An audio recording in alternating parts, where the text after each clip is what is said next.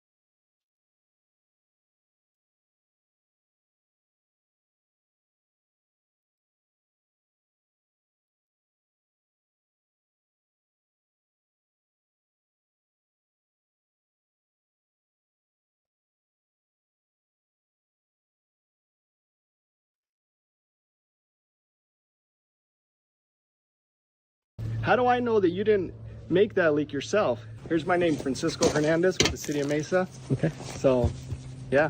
So we'll be getting a hold of you. Okay. And we're going to be reporting you to all the other municipalities around here that you're harassing. You're trying to find unnecessary work that's just not even appropriate. And we'll go from there. Leaks aren't necessary. And I shouldn't be looking for gas leaks? no. So let me take a picture of you. Sure. So that we know. So when our guys come, we know that we're going to get harassed by you. Right. So, and we'll find your page. And by the way, the Arizona Corporation Commission will be getting a hold of you as well. I heard you're going to file a complaint. Don't worry, it's not the first Won't one. be doing it anymore. Yeah, you'll be amazed. Good morning. Morning. Just smell a little gas. Yes. Probably the regulator. Judging the gas.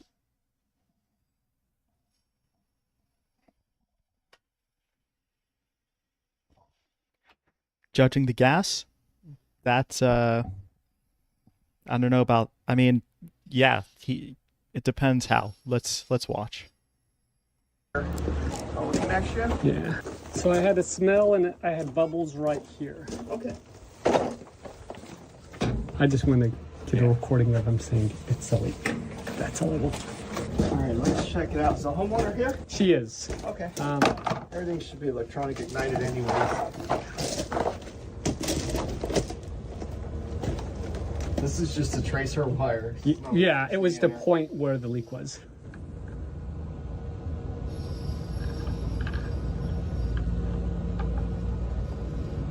Yeah, so right there is where I have the bubbles.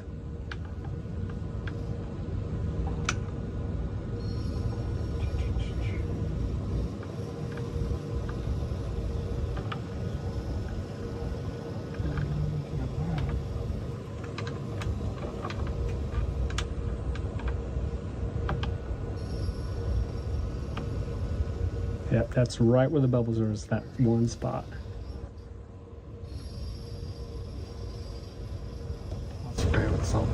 I just like to use my gas. Right.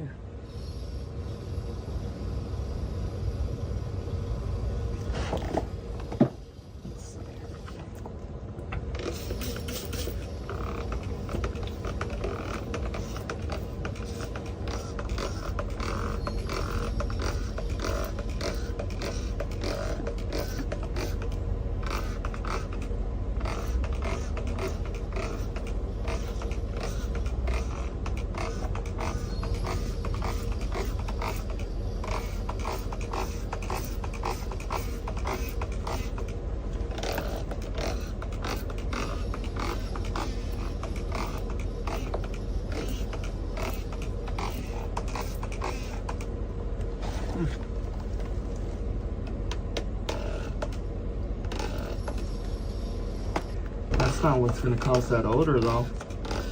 Oh, I could smell it. Once you're sticking your face down there. So, number one, there's a gas leak. Number two, there's, of course, there's got to be, I mean, if there's a gas leak, it's just a stupid argument to begin with. I mean, I'm like, obviously a leak's a leak, I'll fix it, but that's not what, Yeah, you'll be amazed at what I can smell.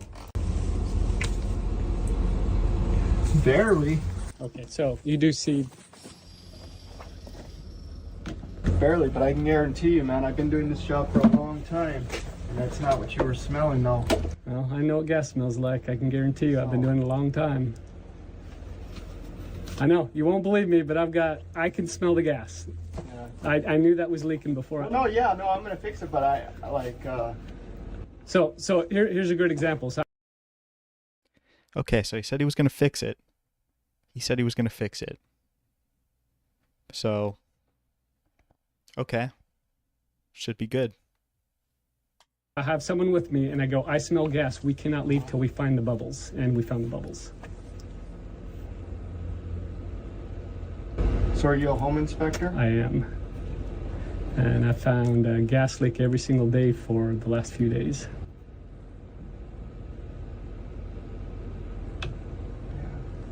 So how come the gas detector doesn't see the Because leak? it's so small, it's not even picking it up. That's why I'm saying I mean. I know, and that's why you don't say believe that whatever I you can wanna smell say, it. Yep. But you know what I mean? My gas detector ain't picking it up. You ain't picking it up walking by here. No, not walking by there. So- Sitting where you were sitting, I could smell it. So you were sitting down here doing what? Smell is all you need. Smell is all you need to call the gas company. You don't even, so in theory, he wouldn't even need to test. I was sitting here doing an inspection On the gas meter. on the gas meter. But you don't need to do that. What do you mean I don't need to do that? Because it's not like that has nothing to do. It's like the city utility. I'm just saying, so like, Hold on. I shouldn't be looking for gas leaks? no. Unless you smell it, that's when you call the gas company.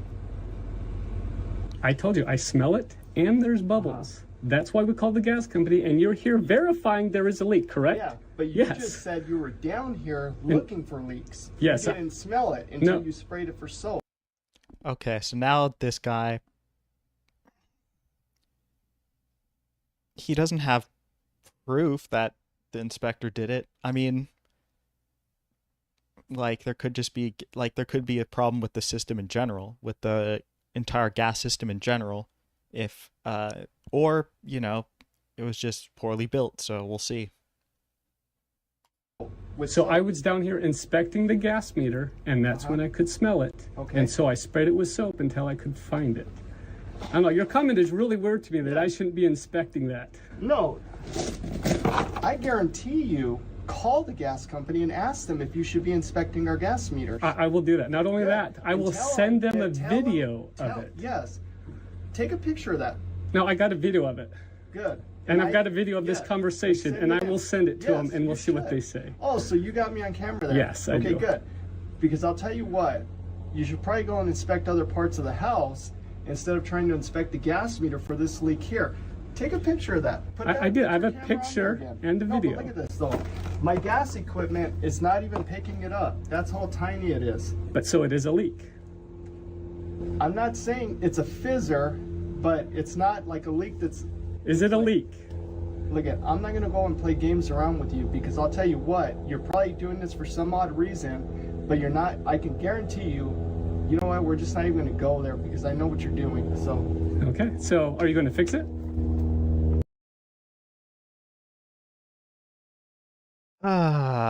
Come on, my guy.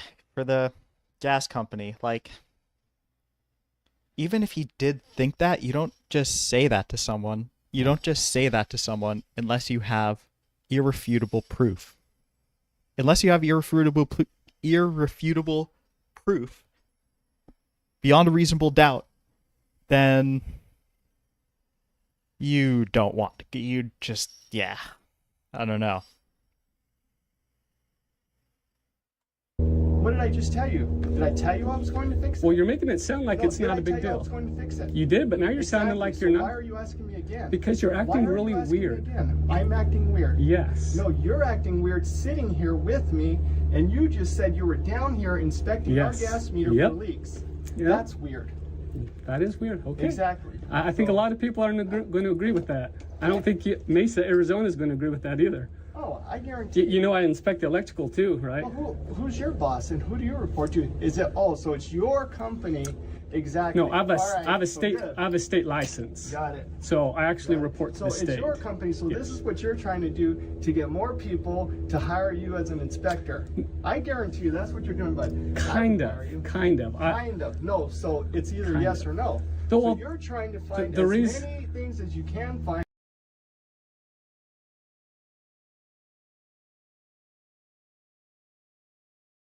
I don't get it. I don't get it. I don't get it. With this city employee. Why he's acting like this? On a house to gain customers. Kind of. That's what you're doing. Yes. No, so, Got it. well, the reason I say kind of is I don't month even what? want to hear you anymore. Do you have Okay. anything else to say? No. Exactly. I'll deal with the homeowner. Okay, that's fine. See you later. All right. As soon as I'm done with this and I'm done with my work, Then you'll give me the number. Yeah. Okay. Are you getting that supervisor information for me? I'll give you my card. I would like a supervisor information too. Information. You can call the city and get it. Okay, so you won't give me the supervisor's information? I'm going to give you my phone number with the office telephone number. Okay, you can do it. You can give me your card. I prefer your supervisor, but This gas company employee would be a great cop or what, huh? Jeez. Jeez. He's not in a position of authority to... I mean, even if he really, really did think this stuff, to just say it like this is, well, while you're working for the city. For the city. I mean, you have to... The city, you don't talk to people like that. It's like you have to be extra customer care. At least, like, even at the DMV, they wouldn't be like this. So, at least with that, maybe they would. I don't know. You tell me, chat. I'll take the card. So let me take a picture of you so that we know. So when our guys come, we know whether we're going to get harassed by you. Right. So, and we'll find your page. And by the way, the Arizona Corporation Commission will be getting a hold of you as well. I heard you're going to file a complaint. Don't worry, it's not the first Won't one. be doing it anymore. Yeah, you'll be amazed. Anyways, let me grab that card for you. Thank you. Glad you came out and fixed that leak, though. It's a shame you guys didn't fix it the first time.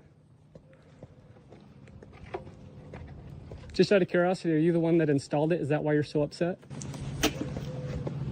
I'm not upset. Oh, you're Going to be upset. upset. Okay. So anyways, here's my name, Francisco Hernandez with the City of Mesa. Okay. So, yeah. So we'll be getting a hold of you. Okay. And we're going to be reporting you to all the other municipalities around here that you're harassing. You're trying to find unnecessary work that's just not even appropriate. And we'll go from there. Oh, leaks aren't And- necessary. and we're not going to go from there. So I'll Leaks tell you aren't what, necessary. My gas truck didn't even pick. I don't even know if you touched that Francisco. meter. You touched it with the wrench you said? No, I Is didn't that what say you I said touched you it. did? Francisco. Come on, Francisco. Come on, Francisco. You repaired the leak. And judging by the fact that he didn't respond, I'm pretty sure he installed it, judging by that response. I don't have a wrench. Oh, so Do you now see a you're wrench? not saying that. No, I said I Yeah. inspected it. So no. I told you I we don't recorded know what everything. I we don't never know what said you I did used a with it. wrench. We didn't know what you did with But- it, so but you I don't don't know have if you to know. touched it. How do I know that you didn't make that leak yourself? Ah, there you go. Now you're getting Exactly. into sketchy So- territory. So, so there you we go. you I'm not are saying- accusing I'm not me accusing- I of said we creating don't that know. leak. We don't know if you Are did. there wrench marks We on don't it? know. Are there wrench you know marks what, on it's it? painted. So it's painted now. Yeah, Why are so- you shaking?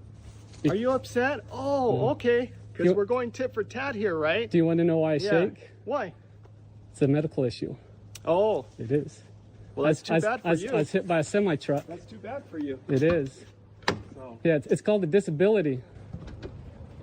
a disability, then how do you get up into the attics? I'm really good at what I do. Oh, but you're disabled, but you're getting No, up in no. attics. I said, Good one. Yep, it's All a right. disability. Got it. Yep. Exactly, man. So you're making fun of my Exactly. medical condition. This guy just is the a-hole that keeps on giving. The a-hole that keeps on giving. And why I don't understand. Francisco, come on. Come on, Francisco.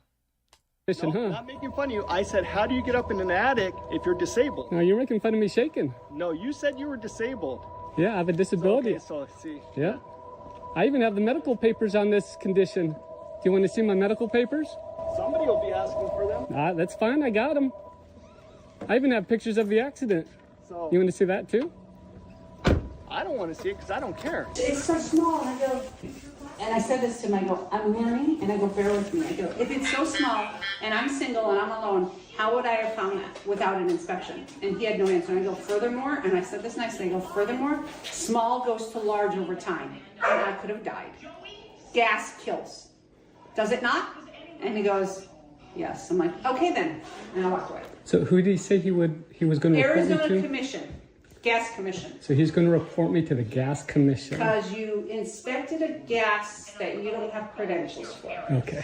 I'm going to tell you how I beat this builder and the ROC. This homeowner had a bad Now we're going to go into a little bit of how this guy works behind the scenes, because this is he's doing the Lord. I think he's doing the Lord's work here. I'm really with him. I know some people they're siding with the builder in this, but the builder's motivation is to, I mean, both of their motivation is to get money, you know? But fundamentally, things are either done correctly or they're done incorrectly.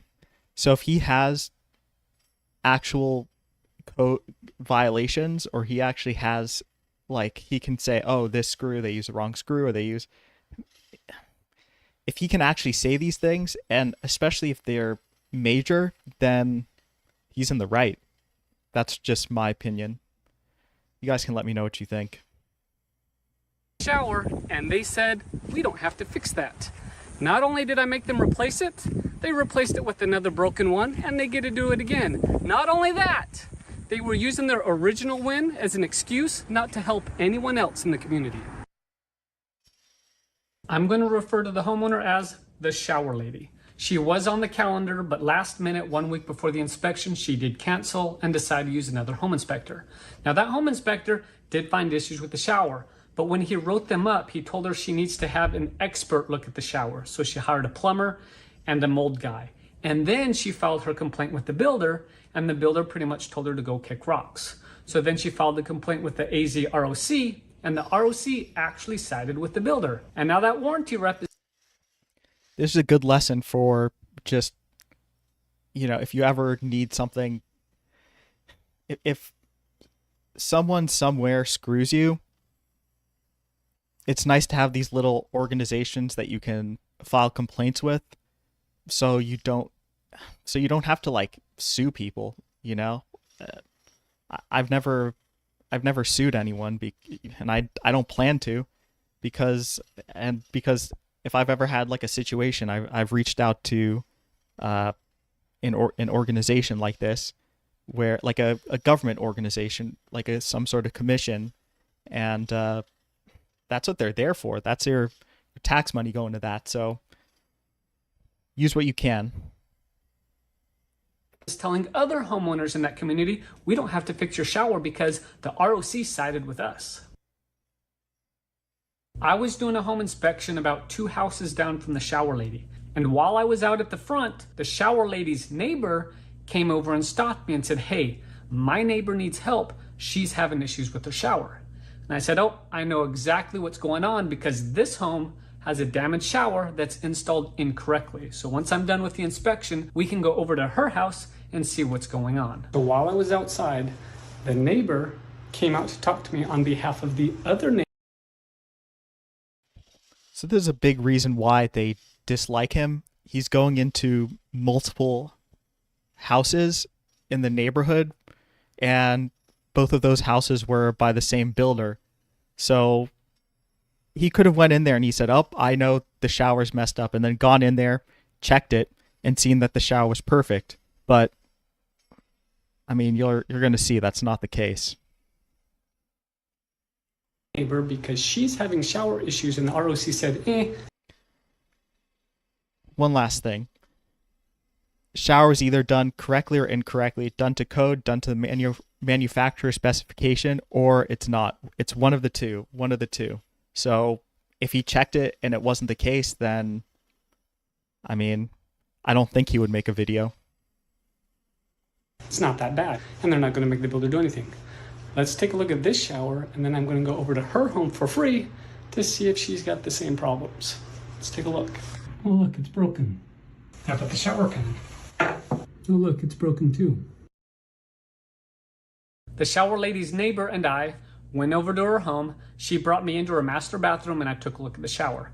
I could see the shower wasn't installed correctly, or at least not according to the manufacturer instructions, and it was damaged in multiple spots. And I looked at her and said, "This is an easy win." And she's like, "How?" "I already filed a complaint and lost." And I told her, "You need to follow my instructions exactly." So now I'm at the neighbor for free, but let me prove the ROC wrong. And then we'll see what they say when we file a second complaint. Their shower's also...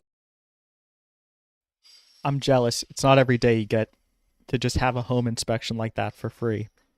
Now, if it was a random person offering that, it makes sense, but this guy is licensed.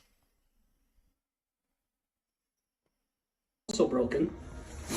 It's also broken here. That gap is greater than 1/32. So now let's see if the ROC will make the builder do the right thing and give him a new shower pan. I made a little report for her, and I told her, "You need to email this to the warranty rep.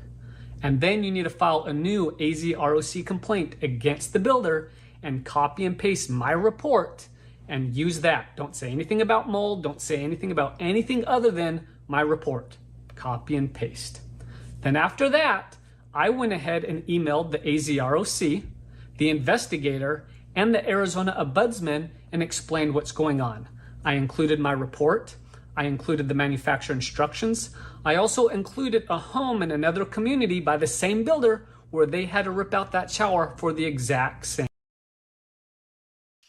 So he's got two things on his side. He's got the manufacturer specifications and the code. Sometimes they don't always align, but when they do align, then it's like, yeah, you doubly have to do it. Then it's really important. Same issue. Now the ROC ended up siding with me. The builder did have to rip out that shower. They put in a brand new shower. It looked amazing. I went by and looked at it today. Sadly, the new one's still not installed correctly and broken in multiple spots. It looks a lot better. But it's broken there, and it's still not installed correctly. Why did the ROC side with me and not the homeowner during the original complaint? The problem is she kind of followed her other inspector's advice, which technically wasn't what she should have done. When she filed her complaint, she talked more about what the experts found about the mold issues, and what she should have done is file the complaint to show that one, the builder didn't install it correctly and there's damage. Worry about the mold after they rip out the shower and you can actually see what's going on behind the shower. This is why it is so important to try to work with me or the other inspectors I am working with. I mean, I could see it going either, you know, saying, hey, let's check out the mold as the first issue. I could see that because, you know, there's ways you can take a sample of mold from behind the wall. So you could, in theory, do that, but I mean, people, if you say mold right off the bat, yeah, you know, people are going to take you less seriously because mold is a symptom. So it's better to say, hey, this is the cause and this is the symptom, than this is the symptom and this is the cause, if that makes sense. At least in construction, that's the case. I have almost a perfect record fighting against the builders with the ROC. The process is very simple, but wording does matter. So if you are in McClellan Ranch, go look at your showers very closely. They usually break around the shelves and they usually break around the shower pan. And then the gap between the shower wall and that shower pan cannot be greater than 1/32. And just because the builder replaced it and gave you a new one, doesn't mean the new one's not broken either. So please go check your showers, hold the builders accountable. Well, I may need some additional help. I'm out here at McClellan Ranch, and just last night I reached out to the Arizona State Ombudsman and the director of the ROC. What's happening is there's a lot of tubs and showers that are being installed incorrectly or broken. Now there's two builders. One builder has Jim and they're just addressing the issues, which is great. The problem is there's a second builder out here, and they have a warranty rep who is the bane of my existence. She has been refusing to fix and address a lot of these issues, and I've been spending dozens of hours trying to help my clients and other people in the community that have to deal with this warranty rep. See how it looks like this tub and shower has never been used? Here's the tub. It's broken. That's not the crazy part. Check out this side. Look at that sucker. Holy cow. Leaking over here too. Now imagine having the ROC investigator side with the builder over all these shower issues. So I posted an email earlier. Well, one of my clients. See, that makes me think of could be some government corruption, but I guess we've never heard the builder side, technically speaking, but I mean, it looks really bad. It looks really bad. So, I mean, would it really matter what the builder, I mean, it has to be either he didn't know or it was intentional, you know, or it was, you know, he was intentionally lazy. Either way, they still have to redo it, so it doesn't really matter. $3,000 because the toilet's barely off 15 inches. Look at that bow. I've even got my straight edge on it. Well, that connector plate is popping out. You can see where it broke right there. Here we got our gas furnace. Here's the vent. Resting against the trusses. And the electrical. The deck's a little close as well. Hi guys, Kirk and Jay here with Kirk Giordano Plastering. So we just saw regular home inspection.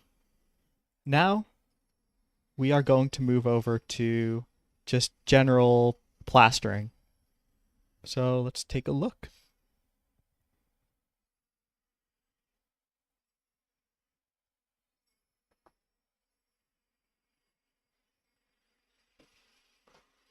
It's actually Jay's job. I'm just here helping. He's also a licensed stucco contractor too. Anyway, we're going to show you how we do this wall in probably less than 10 minutes. We're going to lath this. We're going to put screeds on, brand new vents. We're going to pull the trim off and just show you how the stages of it being completed. If you want to say how to lath or see how to lath, just go to our channel and type in how to lath. We have some great detailed videos. But for the sake of trying to show you lath, scratch, brown, and color on this wall, we're just going to do it and flash to it, flash to it, flash to it. All right, guys, we got our screeds on, drip screeds, weep screeds. We got our new vents in. We're about to pull this wood here, and I see the arc of this. It's going inward, And I'm thinking, uh-oh, we'll see what we come to when we... He's basically saying the wood is warped. It's kind of popping out in that section. I can kind of see it in this still photo. What to do about it and what's exactly causing it. I mean, I believe water in some way. Water got behind that. So we'll see. We'll let Master Kirk lead us. Pull this off. Whatever it is, we will deal with it. And we got a few bows here and there, but if it were easy, they wouldn't be hiring Jay to do this. Anyhow, next time you see us, we're going to have all this off, and we're going to have the papered and wired. Okay, guys, that's the lath. 2 layers of paper, and it does matter which direction the wire goes on. It's self-furred so that the stucco will embed. Make certain you got that on. Staple off straight lines, try to get into your studs. Caulk all the wood, caulk all the windows, and use some good stuff, any polyurethane. This is how you do it on a wood home. You could also do this on a concrete. That's not how we do it in the States, so people probably correct me. On concrete, at least with block work, you can just put it directly on. You don't need anything. You can just put the stucco and or plaster or whatever directly on. So yeah, there you go. Caulking. Anyhow, that's for the lath. We have a lath inspection. We're not done with the house, but we got a lath inspection tomorrow. When we get ready to do the scratch brown and color, we'll show you just a quick phase of each. Okay guys, we're going to do the scratch coat now. Our inspection for the lath has been signed off. A couple tips, guys. When you're doing the scratch coat, you want to go about 3/8 of an inch thick per coat. So technically 3/8 for this, 3/8 for the brown coat, and then your final 1/8 for the color coat, which gives you 7/8. 7/8 is the technical depth for all traditional 3-coat stucco systems. And now what I'm doing is I'm putting the first coat on. I'm in 7/8. 7/8. Remember that. bedding the stucco into the mesh wire. And you don't get a lot of long strokes with this particular finish or this application. On color coat, we get long strokes. Here, we just want to go 3/8 of an inch thick. So whatever it is, it is. Important thing is, try to embed the wire. If you don't embed the wire completely, no big deal. You got another coat after this. This is 3/8. The next one is 3/8. Then your final 1/8 of an inch for color. Anyway, that's how we scratch coat, guys. Okay, guys, I saved a little spot for the end of the video. Now Dan over here is going to put some mud on for us. We actually stuccoed the first coat on the whole house. I wanted to save. Dan is going hard. Dan is going hard. Hit it, Dan. Hit it. Something because I wanted to show you guys something important. That being, I just got off the phone with somebody who said, I got a fellow who put fibers in the cement and I thought it's overrated as far as fibers. Let me show you. Yo, is homie wearing a dress shirt to stucco? Is homie wearing a dress shirt? Wow. I'm speechless. You guys something as far as the scratch coat goes. Well, after you do a scratch coat, this has been on for about 2 hours. You hose it down. That's the most important thing. You hydrate the wall. The scratch coat is going to set a minimum of 2 days with hydration. Somebody's going to be out here hydrating this wall both days. Then for the brown coat, we hydrate that 2 weeks, and that is the best you can do as far as avoiding cracks. Malin and I are going to just finish applying this right here, and Jay also is going to help us. And Dan, go ahead and grab your tools, and we got just this little spot left here for you folks. But I wanted to point it out some common sense things. As far as, do you need fibers in a scratch and brown coat? Not really. Fibers not going to stop a 10-ton or 100-ton house from cracking. It's kind of a myth that I just got off the phone with somebody and she says, well, they didn't put the fibers in. You don't have to put fibers in a scratch coat. They started out with fibers about 30 years ago because some of the materials, same day materials, in 1980, they would crack, so they added fibers. So fibers really isn't all that important, guys. What is important, do you... So in other words, it depends on the product, I guess. First coat, 3/8 of an inch thick, apply it well, do your mechanical bond scratch well, and then you're all set. And hydration is a key important thing, guys. So until we meet again, which will be the brown coat, and we'll actually stucco this or brown it in a day too. We'll show you that part when we get to it also. Okay guys, we're getting ready to do the brown coat. We scratched it Monday, it's Friday.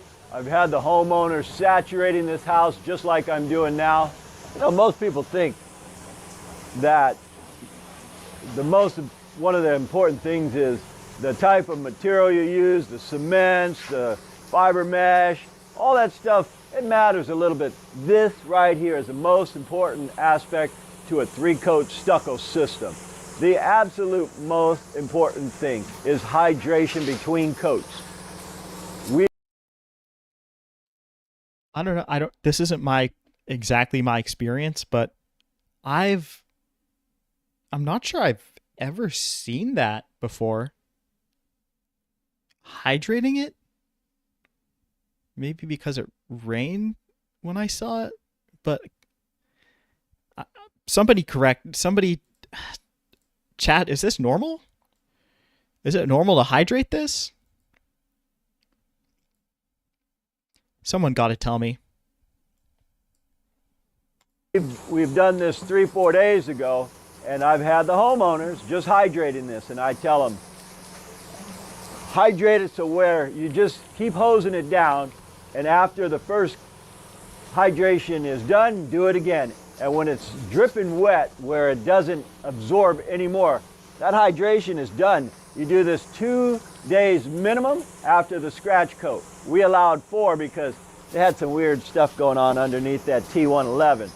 That being said, when we brown it today, then we do the exact same thing right here. The homeowners are going to saturate that brown coat or hydrate it for 2 solid weeks, and that'll have the stucco expand and contract. That is the most important, and guess what, guys? It's the simplest to do. Much simpler than any aspect. You're just hosing down the wall. And you see how I'm hosing this down? I'm going to keep doing this until the 3/8 of an inch thick stucco here goes all the way to the paper. And then when we put our next 3/8 on it, the homeowners are going to do it until it saturates and hits the paper. Very important, guys. Again, much more important than fibers or different types of cement. Anyway, when we get to that stage of the browning, we'll show you that.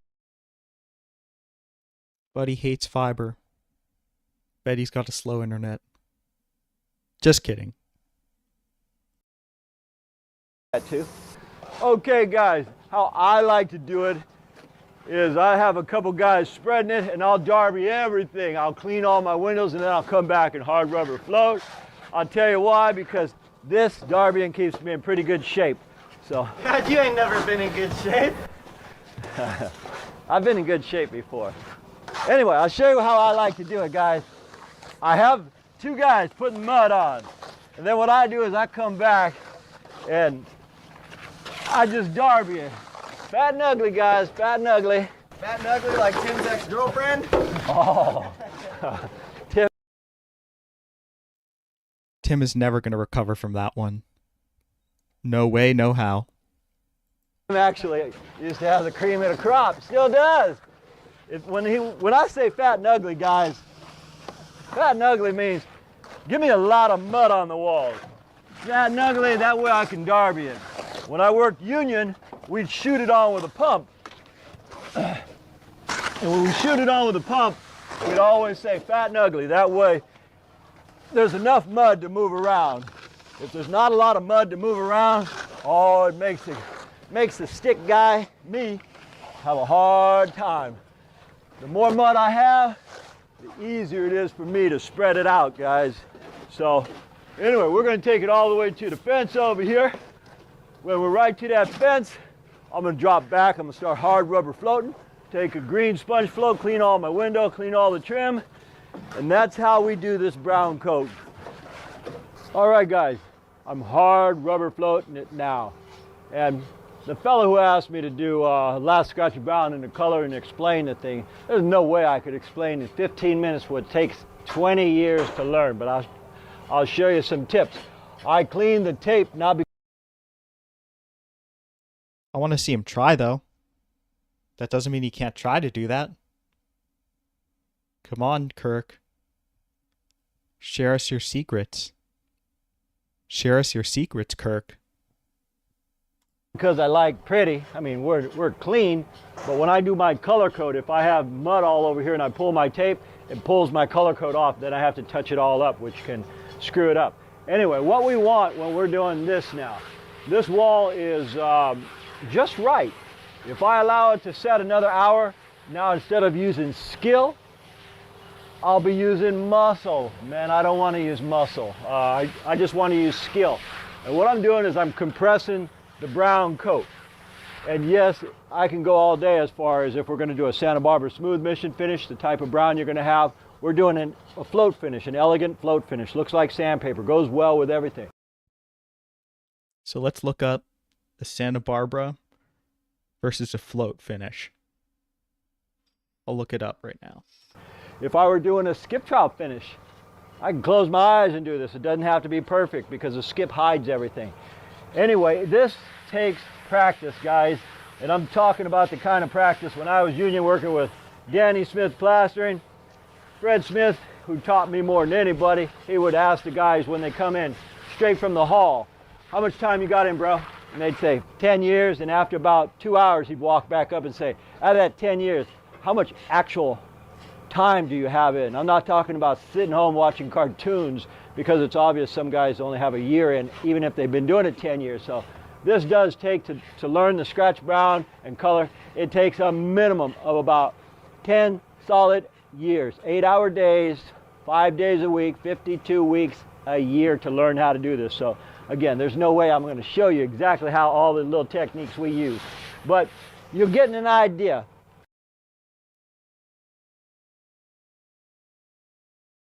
So this is the Gemini response for a float finish versus a Santa Barbara finish. So they're both types of stucco textures. We got that. A float finish, also known as a sand finish, has grainy sand-like texture achieved by using a float tool. Santa Barbara finish, on the other hand, is another semi-smooth texture created with finer sand particles and a more involved application process. Learn together. We learn together. I love it. All right, guys, we told you we'd show you every phase. We're trying to get this joint out right now. It's a warm day. Well, it's getting warm. This wall has been hydrated. The scratch and the brown have been hydrated fully for at least 2 weeks. Now what we're doing is Jay's spreading. I actually have another fellow spreading too, and I'm floating everything. That's what this is. It's called bringing out the aggregate. This is called a float finish. It's a 20-30 mix, and it gives a pretty elegant look. It goes with everything.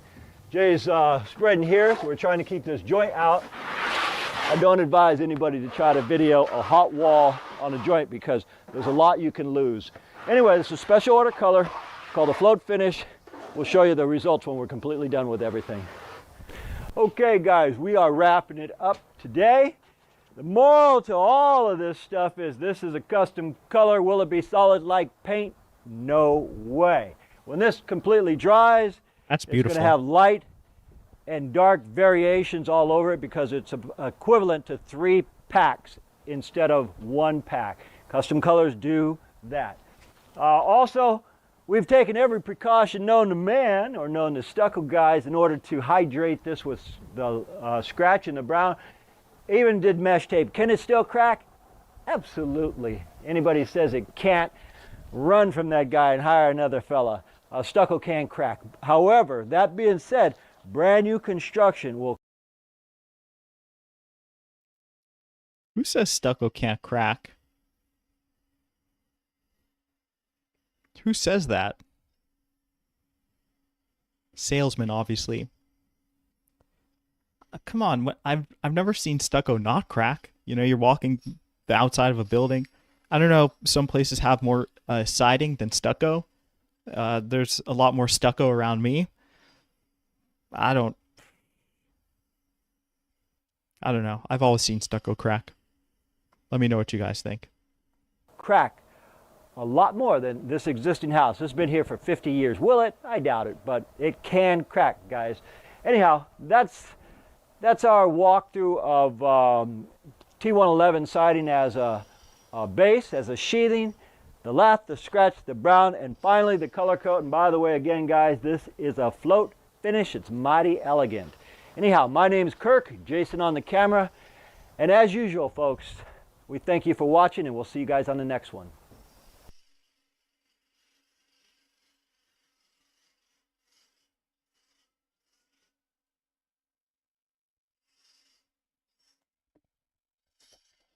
Check him out. He has a great channel. I really recommend his videos.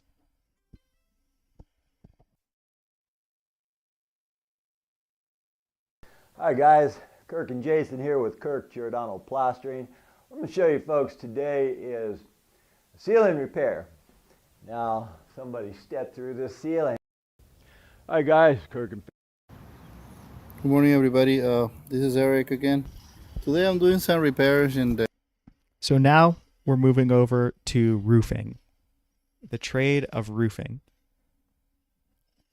You know, this video's from a little while ago, but I think he gives good information. So let's see it. city of Placentia, California. I'm doing some leak repairs.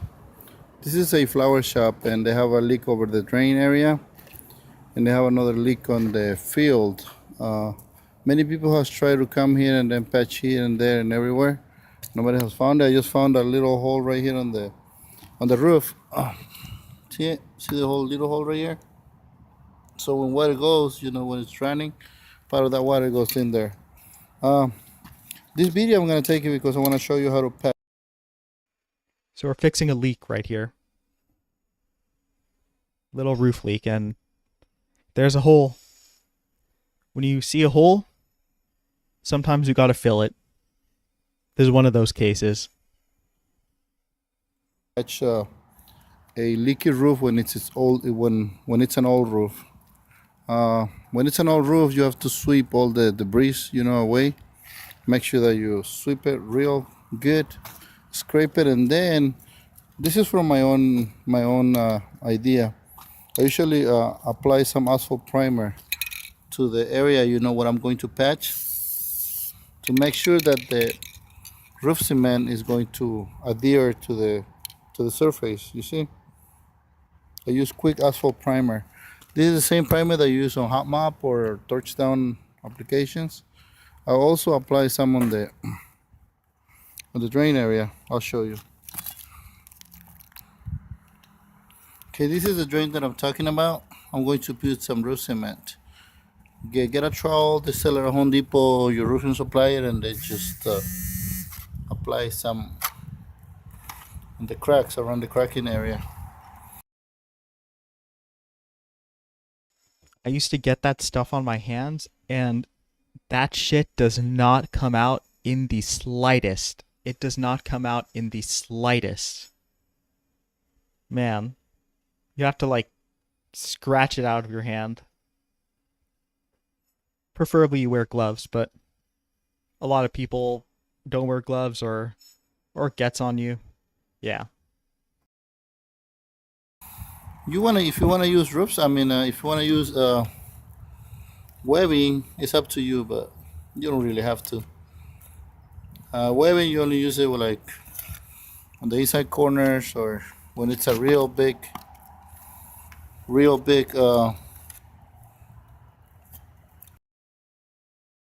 See, in my opinion, this one is a little bit borderline, it seems. Like, you could use it or you could not use it, but not using it is completely fine, in my opinion. leak, and you have a membrane that's all cracked, then it's recommended. But right here, it's only metal. So what I'm just gonna do, I'm just gonna put around it. Ouch, my trowel broke. You see? Don't go to Home Depot, okay? Go to your roofing suppliers. They sell better trowels, okay? Don't go to Home Depot. They sell cheap stuff, but it doesn't last. You see? Came apart. So I'm not recommended Home Depot. Okay, guys? Right here, there's another crack right here. I'll show you. See this area? It's cracked. So whenever you're doing repair, you have to look every little tiny thing that might seem cracked. And then I grabbed one of these. This is very, very important. A lot of, like, any little irregularity will be a way for water to find its way in. So even if something's like, that's basically nothing, that's something, basically nothing is more than enough, because a lot of times you don't see anything. They just know it's leaking and they don't know where. So if you notice something, then yeah, absolutely. From, I don't know, my wife had it in the garage, so I used it. Right here I can see something, you know, that's cracking. Right here I see a little tiny bitty thing cracking. I'll show you guys, okay? Look, you see this little crack? You see it? I can see the metal underneath. If I open it, you see it? It's a little bit of tiny thing.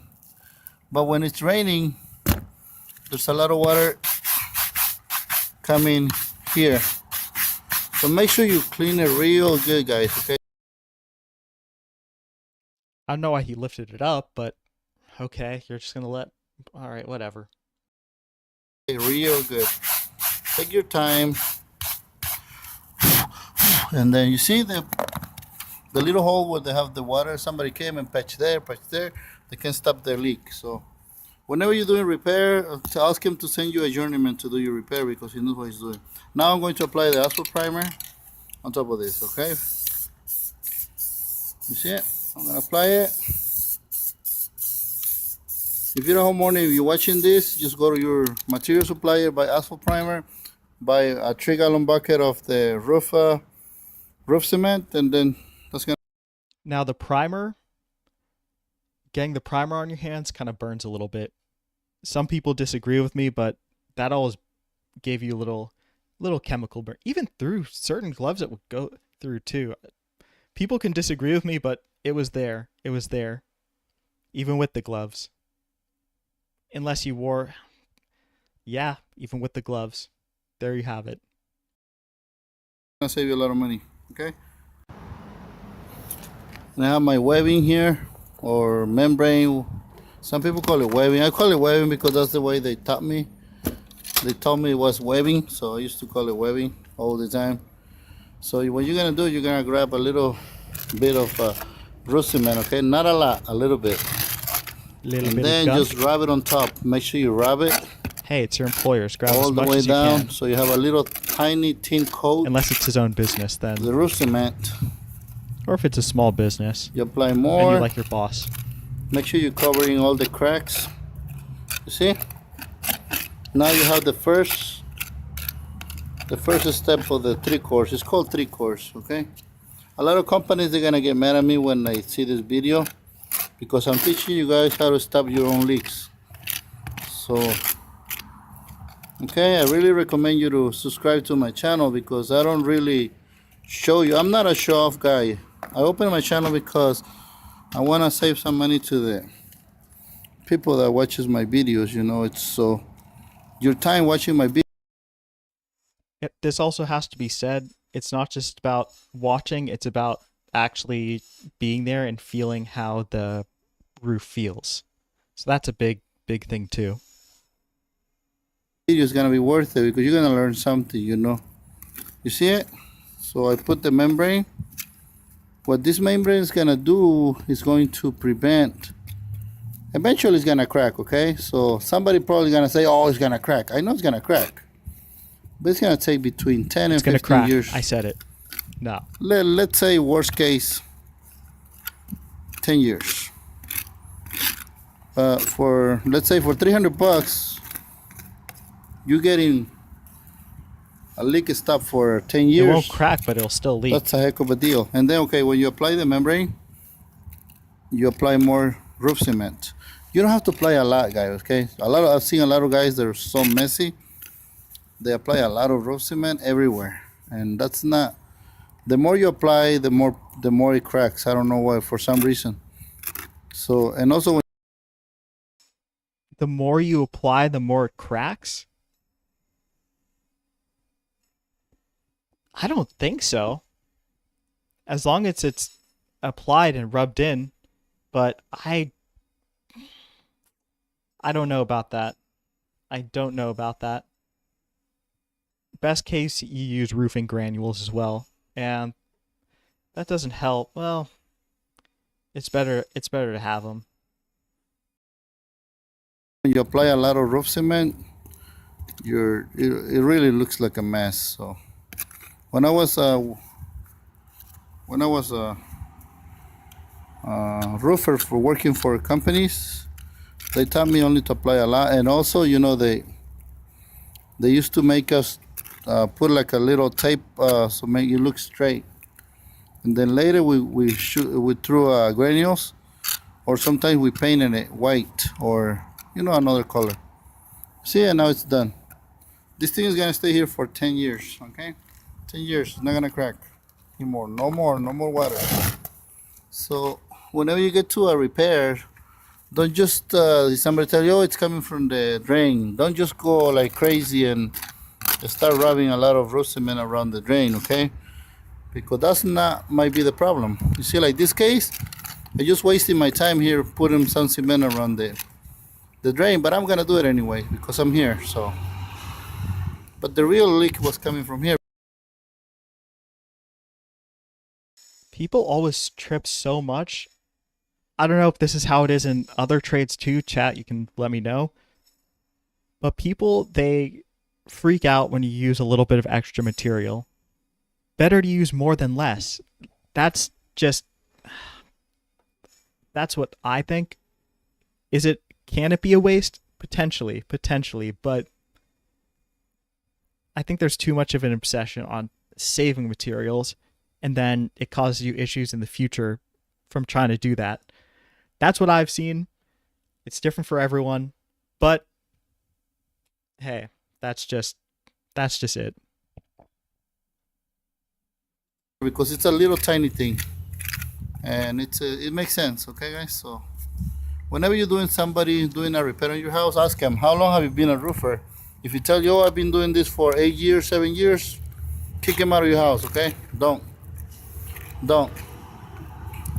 Usually in the roofing trade, in order for you to become expert on roofing, at least you have to have at least 10 to 12 years experience.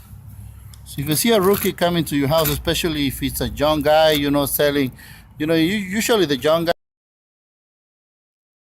This I have to disagree with in such a big way, oh my God. Well, the reason why is because you can learn how to do it the incorrect way, and then you can do that incorrect way for 10 years potentially, just because it's year 9 and then you get to year 10 and it suddenly becomes correct. That's not how it works. I knew someone doing something a certain way of they were using they were using staples for putting up paper for siding, and I've said, hey, you have to use cap nails. That's the manufacturer specification. And he's like, no, I know this is just how people do it. So I said, okay, because he'd been doing it for a little bit. He'd been doing it for longer than I had. And I was like, okay, sure, whatever, we'll use staples. Come a few years later, I'm at a construction conference, and I'm speaking with the manufacturer, and they confirmed, yes, you're supposed to use cap nails. So he had been doing it for a long time, and he was wrong. And the thing is, after you've been doing it for that long, and after you've been doing it incorrectly for that long, you become confidently incorrect. That's what I see. This guy, well, I think in this case he's giving good information, so I just disagreed with that one statement. Guys, those are the ones that are show off. Oh, you know what? We do beautiful roofs. Always hire the roofer that looks old, he's been doing this for at least 12 years, if it's no more, because the older you get, the more problems you see, and you learn how to solve it. You see how I solve it? See, easy, okay? Now I'm going to my other thing over here. They have 2 leaks. It only took me one little patch. I didn't make a mess. You see, like a lot of people, they come over and they get a bucket of... Another good thing, and I think he's kind of, maybe he's not intentionally showing it, but he's going to a higher point. The first place, or a good place to start when looking for leaks, is places in high points, especially on, I guess, well, every roof, but on this flat roof. Yes, they're called flat roofs, but they're technically low slope. So you have to find the top of the particular slope of the low slope that you're on, if that makes sense. Liquid asphalt, and they just rub it on top of it, and the leak never stops. You only put a little bit here, like this, okay? I'll pause the video, I'm gonna continue. Okay. For that, I would have just put silicone caulking for a hole like that.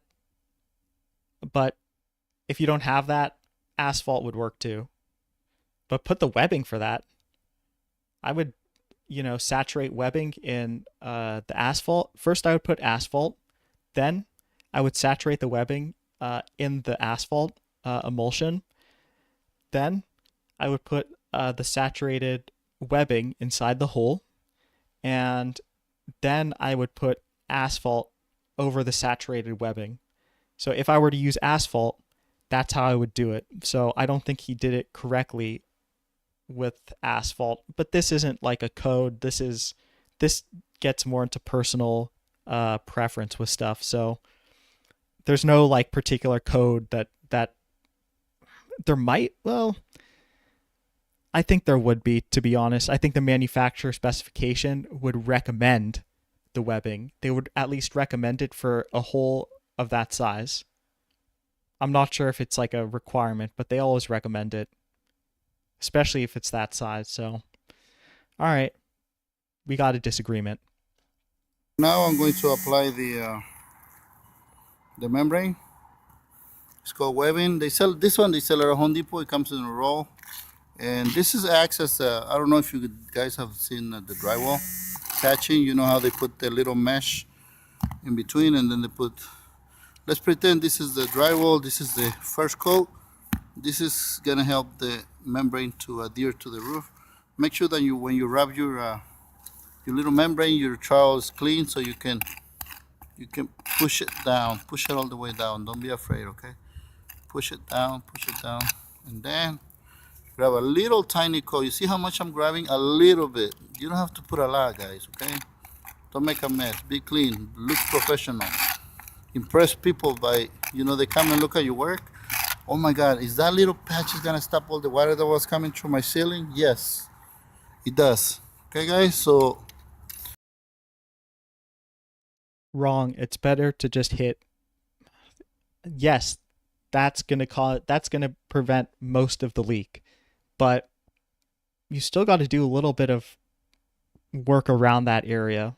Even if it's not causing the leak, it's still good for preventive maintenance. And I would just do it around there because I would not want to come back. Just generally speaking, no one wants to come back to a job that they've already been at. And the amount I don't know. I just don't see the harm in using a little extra. It's just, why not? But I don't see the harm in it. I haven't seen it crack like he said he's seen a crack. I've seen the opposite. I've seen that. Anyways, I'm not saying that I'm the best, but if you have a leak in your house, if you call me, of course, if you call me, I'm not gonna go, because this is not I'm not advertising my work. Don't even call me, okay, guys? I'm just teaching you how to do it. But let's say, for example, he's humble. if you call me and say, Eric, I have a water leak, I guarantee you 99.9% that will stop the leak on the first visit. This pipe, you see, it's all damaged. So while I'm here, I'm gonna patch it because it's close to the valley. I mean, it's close to the patching that I did. So I'm going to, whenever you're patching pipes, you just, you know what? I forgot to apply the thing. But this is a pipe, so it doesn't really have to. Okay, but anyway, I'm going to apply some of the thing. He's talking about the webbing, because you could see, let's see, can you see my cursor? Not sure you can see. Anyways, the spot, yeah, you can I can kind of see it. I can kind of see a little bit if you go around the base, the inside base of that pipe. I see something that could use some webbing. Personally, Got to use the asphalt primer, and I'm gonna apply it here. So see, I practice what I preach. And apply here. So what the asphalt primer is gonna do is gonna penetrate the old material and make it stick to the roof cement. See, because it has a lot of dust. This roof has been sitting here for the last 25 years, so see how many rains. And then after you apply your roof cement,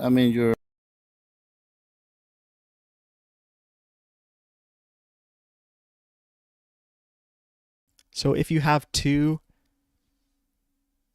unlike materials, like it looks like there was some silicone or some sort of acrylic on there already. So if you already have two separate materials, that's a good use of primer. I mean, primer, it's another thing that can never hurt, but if it's just like, yeah, like he said, a really aged material, then yeah, the primer is where it's at. asphalt primer, you go ahead and apply your roof cement. You see it? This one's gonna help the roof cement to adhere and not to come off on the first rain. Adhere. Because usually, if you don't clean the area that you're gonna patch, on the first rain, when it gets wet underneath, underneath you have dust and everything, the roof cement comes apart. So it doesn't, the patch, if you didn't clean it real good, the patch that you did, you just wasted your time. Because every surface needs to be, sometimes I have to scrape the material down all the way to the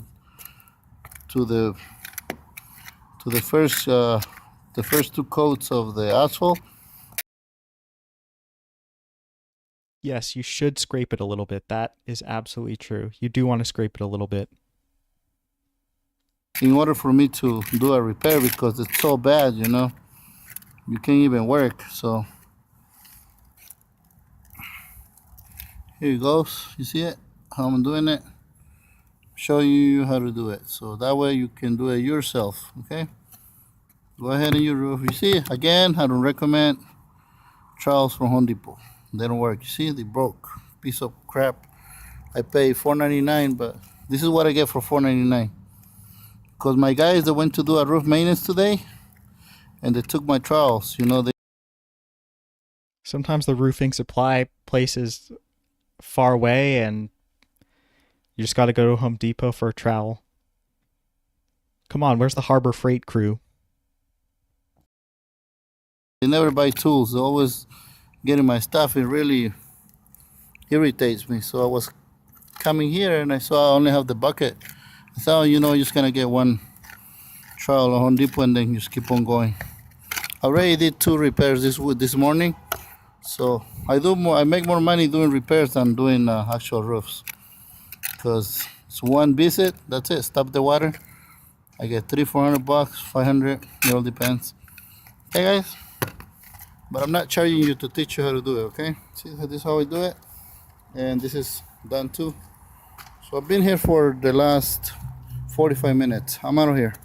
Now I'm going to go do measure a roof because on Monday I'm starting a new job and I'm gonna order the material. I'm not too old to get up on the roof, so I can do it myself. Right, see how the patch I did? This was the water leak. So hopefully you like it, guys, and subscribe to my channel like I told you before. I didn't upload my videos to show off, you know. Today's color is called ice.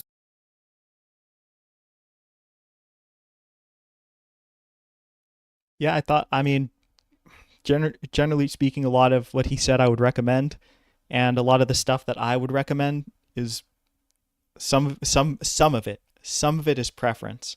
Not all of it. Some of it is preference. So, I mean, yeah, my comments stand, but I just want to be fair to the guy. Give him criticism and give him a little, you know, what I thought he said right, because that's usually how it is, you know? We agree a little bit, we disagree with it a little bit. That's how it is with stuff. Anyways, I'm going to take a little break for a second. I will be right back.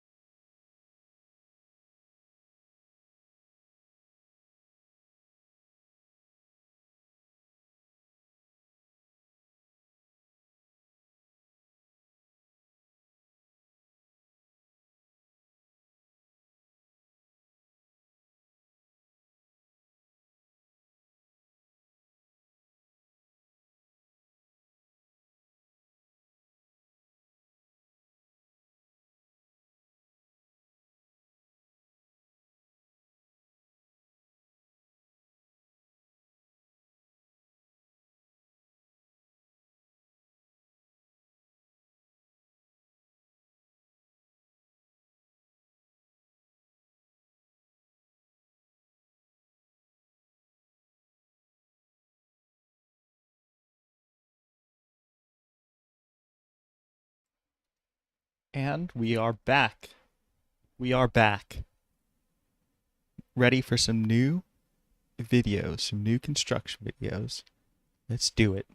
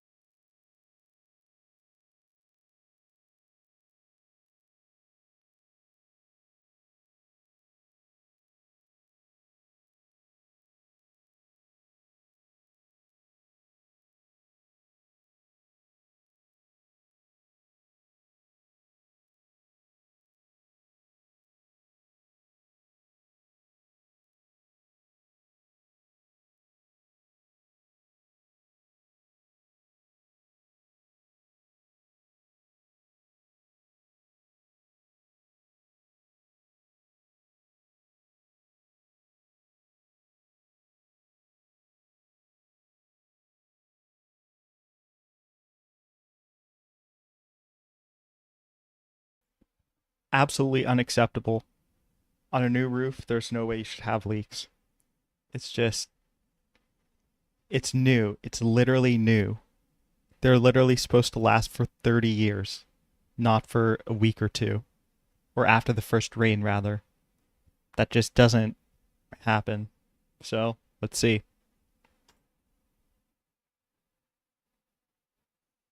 Some $1 million for that house, and I'll show you the roof. Bye. Those guys that don't like to put nails on the dormers, around the dormers, this is what happens. You see how the metal expands and contracts with the heat? This house was done about a year ago, and she's having leaks already. The guy who installed the roof also, you know, left some nails exposed, you see? And I have to pound them down. And I don't know why, but there's a lot of shingles lift up, probably because of nails. Any of those exposed nails that you see, all of those are leaks. I mean, at some point or another, honestly. Okay, so hopefully you guys learned something on this video. And this guy, he put the nails too close to the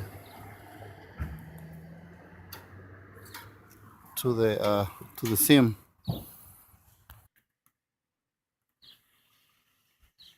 So please, guys, nail your metal, your flashing around the edge of the flashing.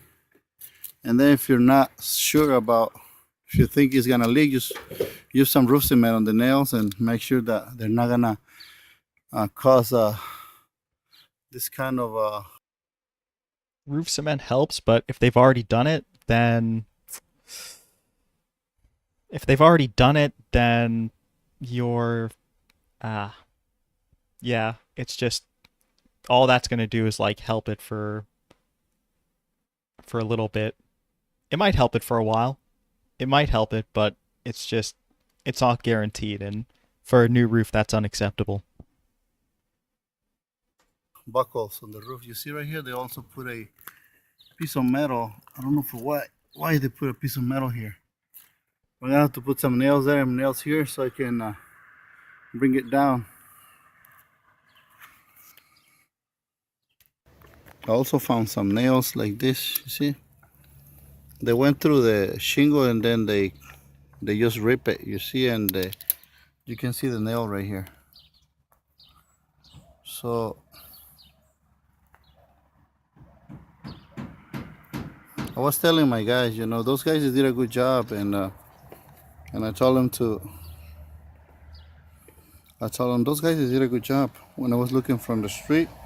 But then now when the lady came and they asked me about it, and I'm gonna show you how to seal a nail like this, okay? This is a good roof, you know, good system, but the guys.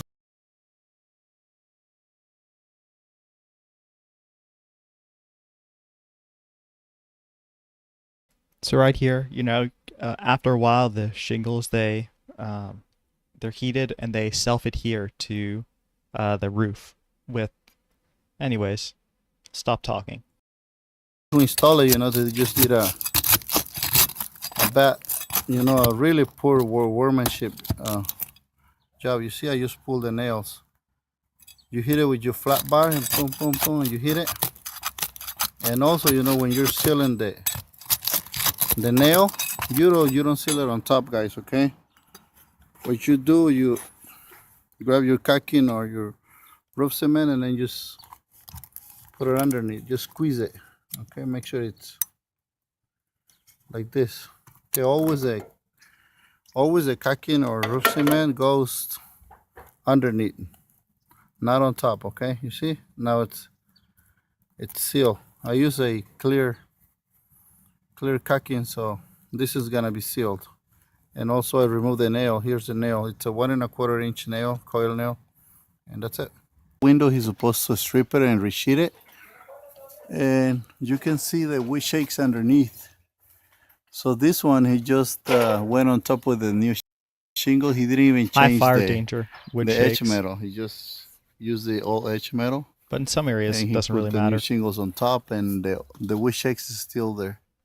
Make sure when your roofer gives you a contract, make sure that he writes down everything on writing. Okay, this lady, she's a lady. She lives with her son only, and she doesn't know anything about this trade. So he hired a roofer next door, and that's what he did. Un pie y medio, güey. Now I'm going to do this side. Please, again, you see the flashing? It's lifting up in the front because they don't use any nails. You see those shingles right there? They're sticking out. I don't know. There's something underneath, probably nail or a piece of metal. I don't know. And like I said, I was saying, oh, these guys did a beautiful job. But now that I'm seeing so close, no bueno. This flashing doesn't have any silicone, so I'm gonna have to put some silicone. He's rocking out with his cock out. Okay, guys, never cover the bottom of the shingle like this because this is what happens. You see, all the debris accumulate here. Now I'm gonna have to. You have to let the water run down. Some of the staples here are pulling through the roof, and see, another staple here. See. Never use staples on a roof in any circumstance. I'm serious. Don't use a staple on a roof in any circumstance, even if it's for the paper. Don't use staples. This is a 1-year-old roof and problem. And these shingles are falling off. You see the guys, they nail too high. See where they nail the shingle? They nail it up here, so the shingle doesn't have anything to hold to. Stapling, technically. They're supposed to nail it right here on the nailing line, but they didn't nail it, so. That's what happens when you do roof and you don't know what you're doing.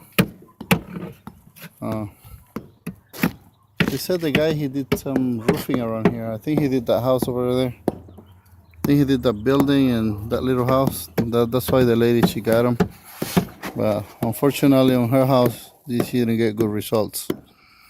And also right here on the flat roof, the lady had a leak right here. The guy he did the torch down, but he did it on top of the old roof.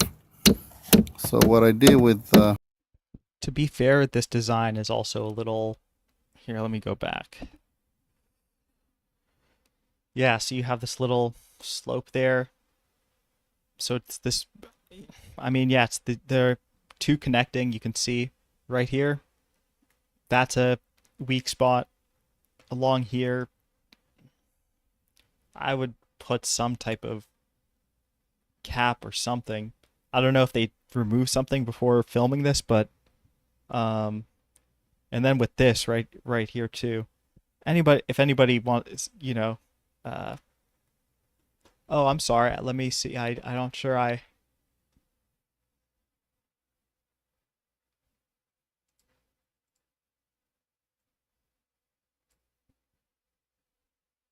Oh, what's a surprise? Geno's Zai. Sorry, is that how you say your name?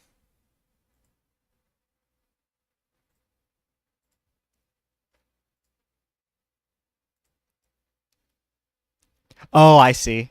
Yeah, that's I mean, hey, it's yeah, why not? It's it's a long story how I got to be doing this, but yeah, long story short, I just decided to use my real voice. I was gonna do some voice acting, but I was like, it wasn't really.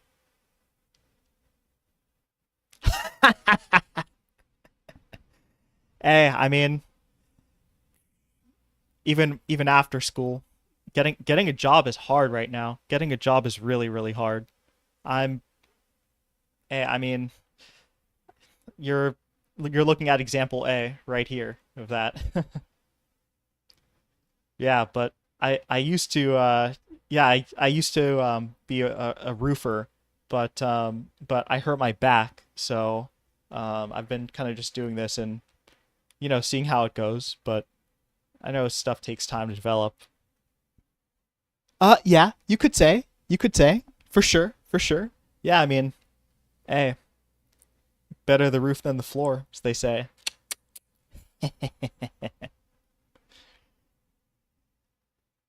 He did the torch down, but he did it on top of the old roof. So what I did we built a cricket. We're gonna base it, and then we're gonna put a new piece of roofing materials. Right here, I'm gonna build another cricket to slope the water this way, and I'm gonna put a scupper. I'm going to replace that scupper over there. The scupper also it's leaking, and I'm going to eliminate the drains that are coming in through the wall and then exiting right here, because that's the old drains for 1930. So I'm pretty sure that rusted, so I'm going to eliminate them. I'm gonna throw a scupper on the wall and then shoot the water this way, and then put a downspout here, and then tomorrow I'll paint everything. So hopefully you guys like the results. Right here I have to mastic around these pipes, make sure they're not gonna leak before I do my maintenance. Okay, this is the way they cut the torch, all crooked, but it doesn't really matter as long as it doesn't leak. So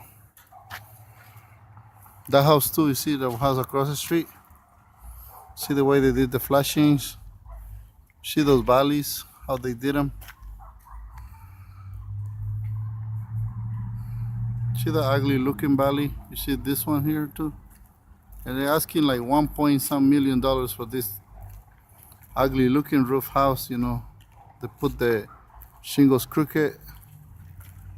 All those flashings over there that To a normal person, it doesn't. I know it doesn't look that bad. There's really a sad saying. to see It's this. I'm gonna it's post looks this good video from on my YouTube house. and call it That's set roofing the saying. system. That material down to be in plane with the exterior wall. So just like we want. Started in the. That's at a new construction video. Hey, no problem. Jinozai, if I'm saying that correctly.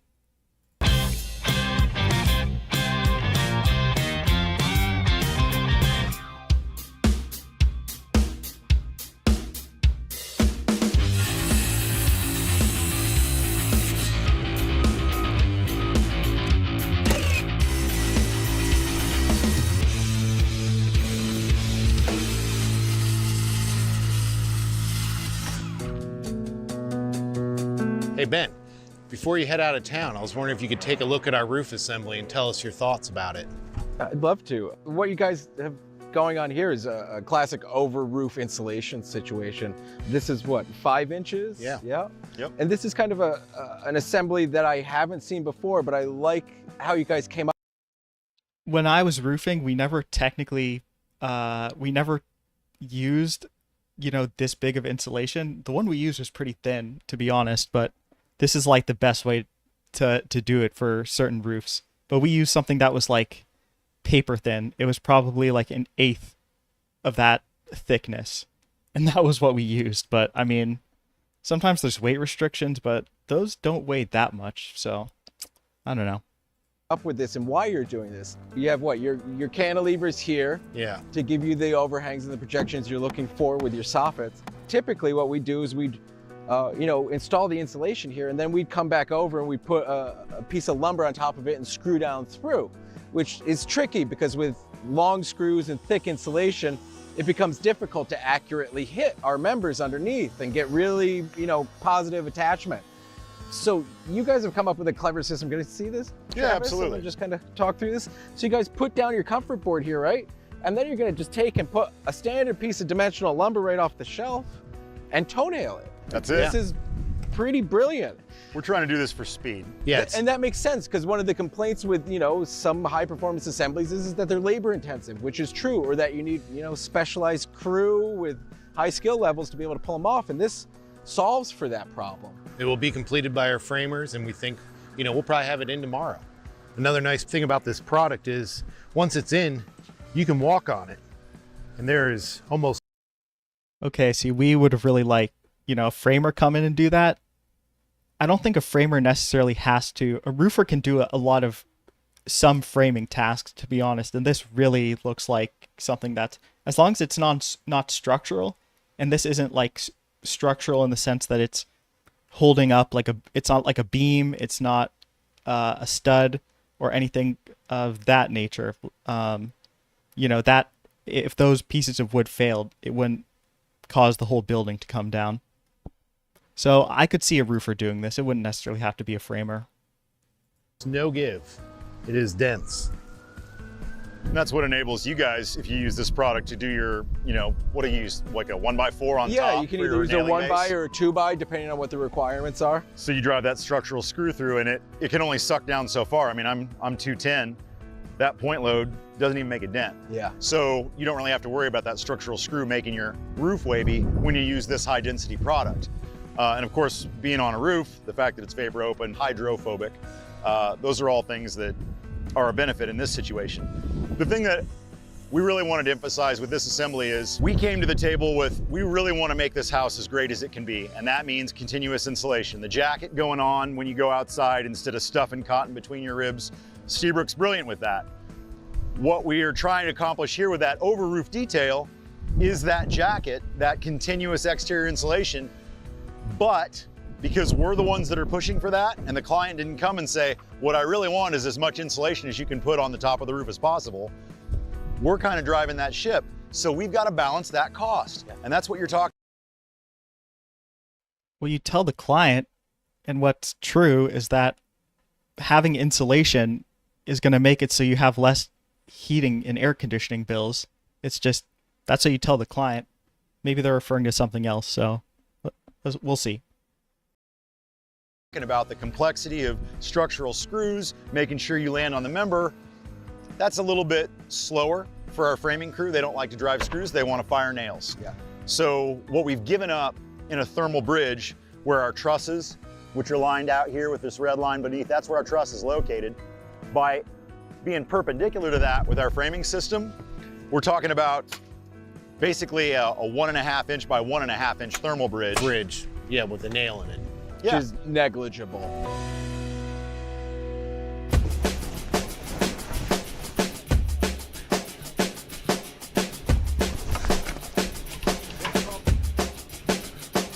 We're gonna take so much on camera for only carrying one board at a time. What kind of self-respecting framer carries one board at a time? Never, man, this is the one thing about construction that I hate. There's always like this thing of like, oh, macho, I'm going to outdo, I'm going to carry another board. It's like I mean, people probably experience this like when they're holding,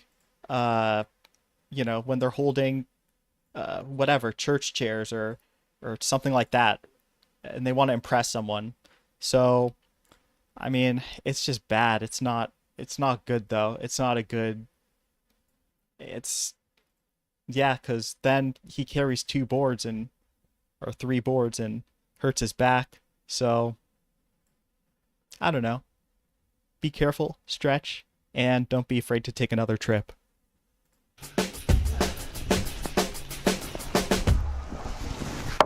Yesterday, our framers wrapped up the perimeter. Today, Travis and I, we're gonna go ahead and insulate the infill. So we're using a Comfort Board 110 on this application because it's a low slope roof. There is also Comfort Board 80, and then of course you could just use a Comfort Bat depending on the pitch of your roof and the application. The 110 is a higher density, 11 pounds per cubic foot. The 80, 8 pounds per cubic foot. That's giving you your resistance. If you step up on it, your feet don't press into it.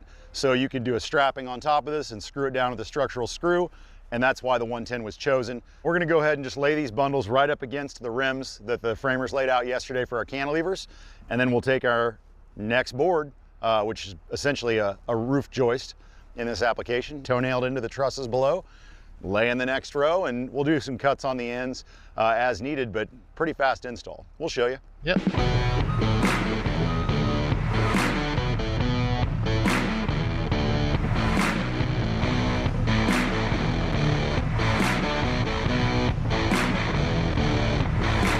Certified forklift operator, nice.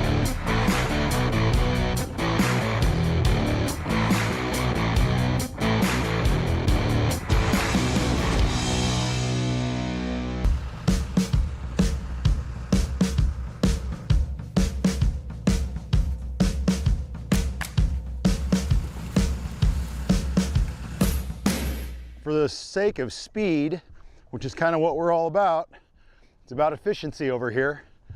We're not going to start with a cut.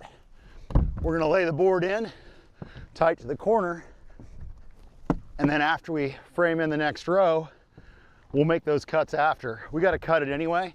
That's the one spot where I'm willing to live with a cut. If we come in here, this is as simple as kicking it tight, as long as I don't make that corner too tight. I'm gonna stay right at that 45, but that allows us to be tight against our rim. Again, this is our thermal boundary. The wall of the house, the exterior wall, is right below this plane. So we're continuous thermal barrier across the roof, into the attic, R38 on the underside, R38 down to the wall. Wall's 23 on the inside, 8 on the outside. So at this point, we're ready to break bundles and just start slinging it in.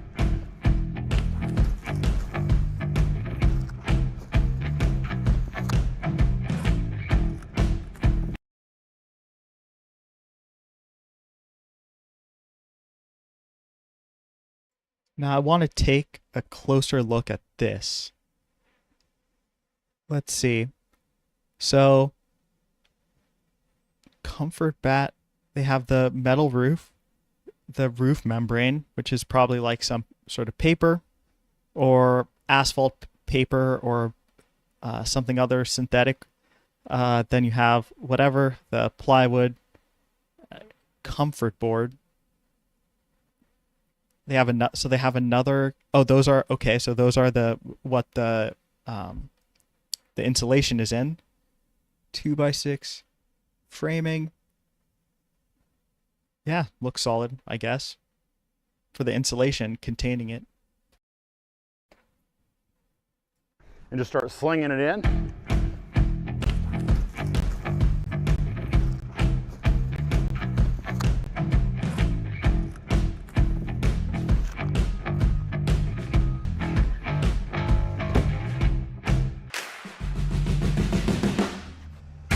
So one of the things we talked about with Ben yesterday is the hydrophobic property of this material. It literally is rock, it's basalt, and it's spun like cotton candy in a blast furnace to allow this fibrous structure, but you can see the water beads right up on the top. So I'm not worried about a little bit of water on this product as I would be with a cellulose or even a fiberglass. Yeah, I think if you lifted it right up, it would run right off. That's the beauty of the product. Okay, so this being textured can be a double-edged sword because something being textured can also, it depends. If it's a smooth roofing material over something like that, then it could possibly tear into it. But if it's if it's more of like a flexible material, or if it's made to be not as smooth, and it can be, if it's more like asphalt based essentially, then yeah, then if anything, that would be a benefit. But I'm not sure actually how this is. We'll see. That's why we chose it. In order to make this quick, which again is the idea of our work here, we want to be productive, we want to be efficient, that's how we make our money. We're gonna go ahead and try to mass produce some of these 45-degree cuts here. And I know it's a 45, well, even though Wolfgang framed it, I know it's a 45 because I can read from my pivot point across my protractor, 45 degrees. So I know this angle will be 45. I can do easy carpenter math to make this work. I know I've got a 2-foot wide board, so I should end up with a 2-foot right triangle. I'm not gonna figure the hypotenuse, I don't care. What I am gonna do is cut 2 by 2 along the 45. I'm making you find the hypotenuse. Find it now. Lay that board in, and we should, because this is a 48-inch material, end up with 4 of those triangles per board by making 2 diagonal cuts and 1 straight cut. So the 45, 90, 45, 4 triangles all the way up the side. Guess now I have to do it, huh? Talk enough about it, pretty soon they want you to show it. 2, 2, here as well.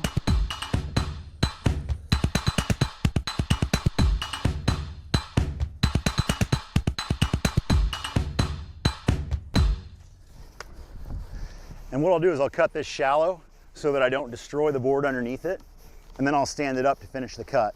You've seen us do that before on our Instagram. Have to do it when you're on the When we roof. do under slab, you'll find that we routinely scribe our line to start the cut on the comfort board, and then stand it up to finish the cut out. Otherwise, you're just cutting into what you just put down. So that's why you got to be careful a little bit.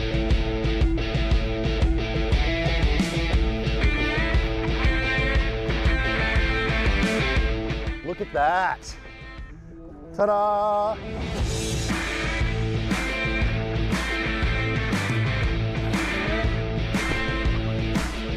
One thing I'd like to point out about this method is by starting our full sheet at the corner, it's going to automatically stagger our joints. Oh, that's brilliant. Yeah. I hadn't even thought of that. You're quite right.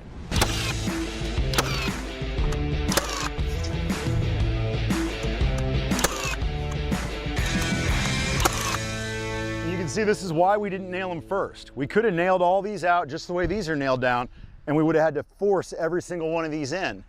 But if we had a bowed 2x6, all of a sudden now we're fighting it. We got to cut the boards. Even though it's fast to cut, it's longer than throwing them down. So by doing it this way, this makes it fast for your framer. Your insulator could work together even. Your framer could be up here just nailing boards. Your insulator could be throwing. This is an interesting spot actually, because see, he's saying framer, roofer, and insulator, and those are like 3 different trades, depending, at least in the US, those are like 3 different trades. So I always find it interesting when different trades interact, and this is one of those places. Comfort board, and that would all work fine. You'll notice, here's my red line. That's my truss below. This board, I could have cut it to split right on there, but it's not worth the effort. I don't need it structurally. This is just holding up the sheathing on top of it. There's no real other force acting on it except uplift. The engineer says the toenails are adequate to prevent that. So what we'll do with our next board is we'll just toenail into the top, toenail through the side, and that's adequate for the structural sheathing application that we're using here.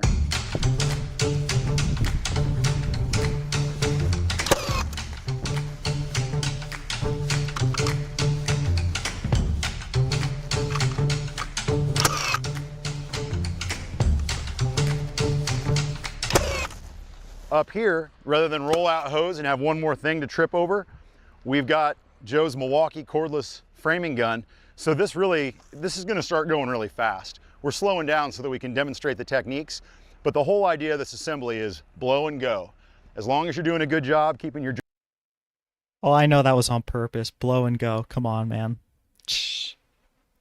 Joints tight, making good cuts. There's no reason this needs to be a slow process. This is a moneymaker.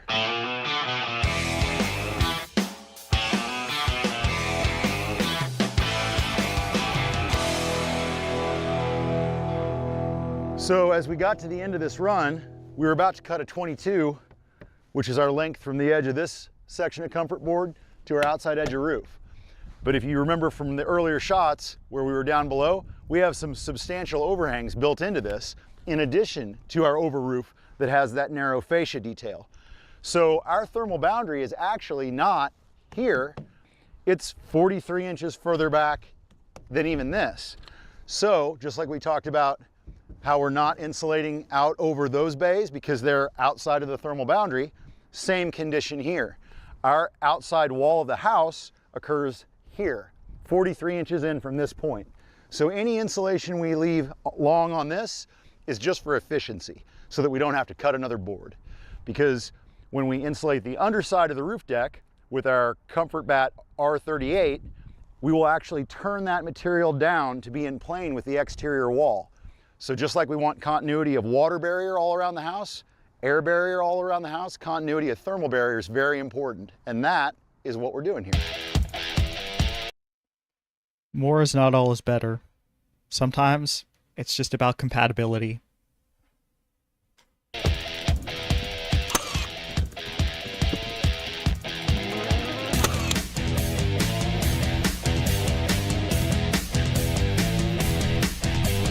So this saw works great.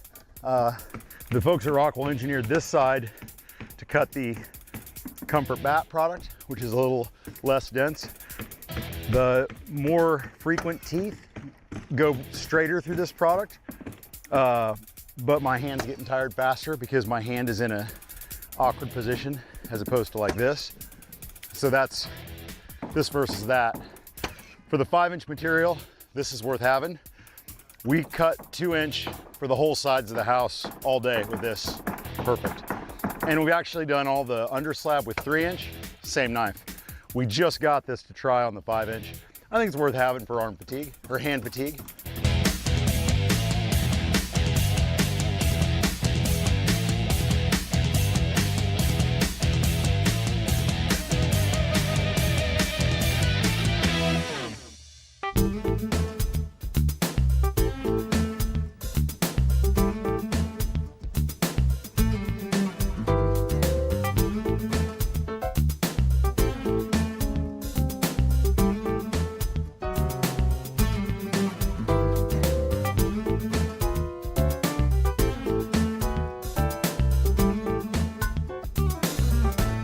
So you may have noticed we have two different products on our over roof, two different insulation products. What we have here is the 5-inch Comfort Board 110 that we talked about earlier. High density, you can walk on it, you could screw furring strips through the top. It's rated for the compressive strength to have direct contact. And in fact, when we lay out our sheathing on this, then since it's the 24-inch thick product, we'll probably do sheathing. That's actually pretty convenient because sometimes you drill something into the roof and it just doesn't bite into anything. So to have something that you know it's going to bite into that's kind of nice. It's kind of nice. Splices, and it won't be an issue because it's structurally rated for that compression. The other product that we're using up here is a Comfort Bat. The Comfort Bat R23 is not available in the full 24, it's available in a 22.5 or a 14.5 because it's designed to tuck into wall cavities. This is in the full 24 by 48. This is the 22.5. And this is not nearly as dense. You can see I can compress that down. So this product with that smaller width works great in our over roof structure at the cantilever. So as we talked about, laying these boards in and doing it quickly, toenailing through the trusses, we can't do that on the edge because the structural engineer says in order to have this cantilever, we really need the shear nailing. It's not just compressive. We're actually dealing with some shear forces that we want nailing on the traditional pattern for our OSB sheathing. So this is on a 22.5 cavity or a 24-inch center, whereas this space is a 25.5-inch center.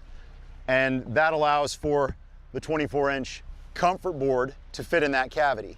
So again, So he's just saying that he's saying to do this all, you know, I could go into detail, but essentially he's saying to do all of this from the center, from the, you know, like the middle of the roof or the middle section of the roof. Anyways, I'll just let him show you. I can't really explain it.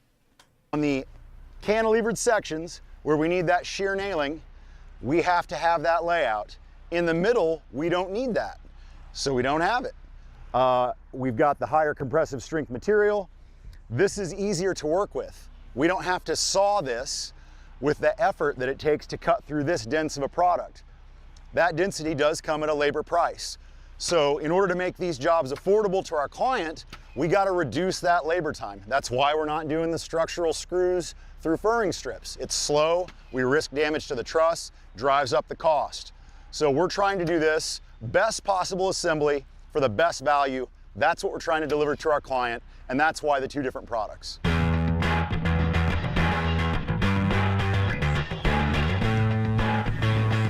I don't completely understand that one, but okay.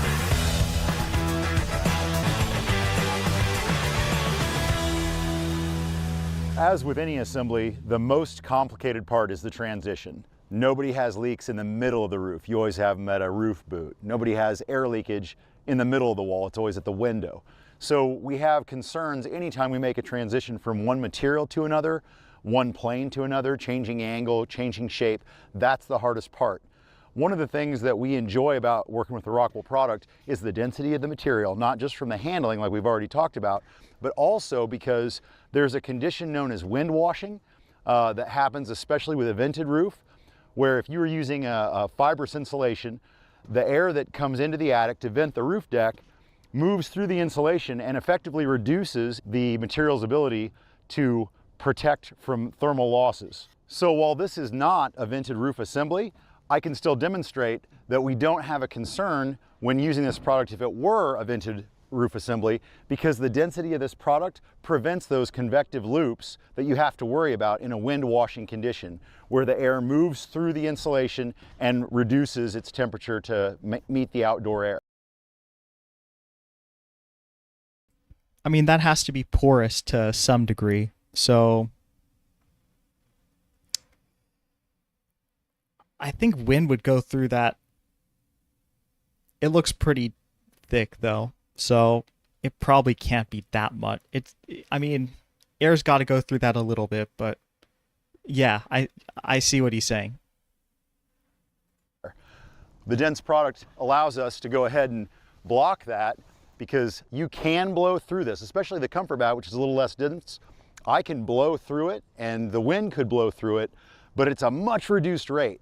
The density of the Comfort Board 80, the Comfort Board 110, we don't really have any concern at our roof eaves where we would have to, put in a solid block to prevent that wind washing of wood. We don't have to put that block in.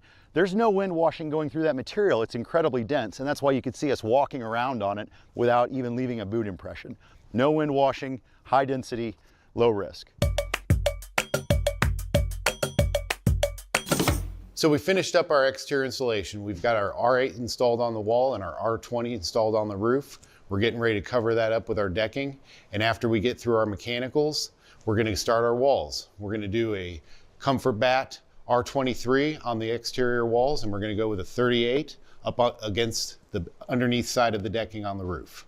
Yeah, and before we do that, obviously, we're gonna get in here and pull some wire. Joe's gonna run some pipe. We're gonna get our mini split line sets pulled and get all of our mechanicals buttoned up first. And when you guys come back, we'll go ahead and talk about the way we detail those penetrations, working through the exterior insulation to make sure we keep our water and air barriers intact. So you'll notice behind us we have stud cavities framed 16 inches on center. And this is a 2x6 exterior wall framing package, where ordinarily we would prefer a 24-inch on center to limit our thermal bridging.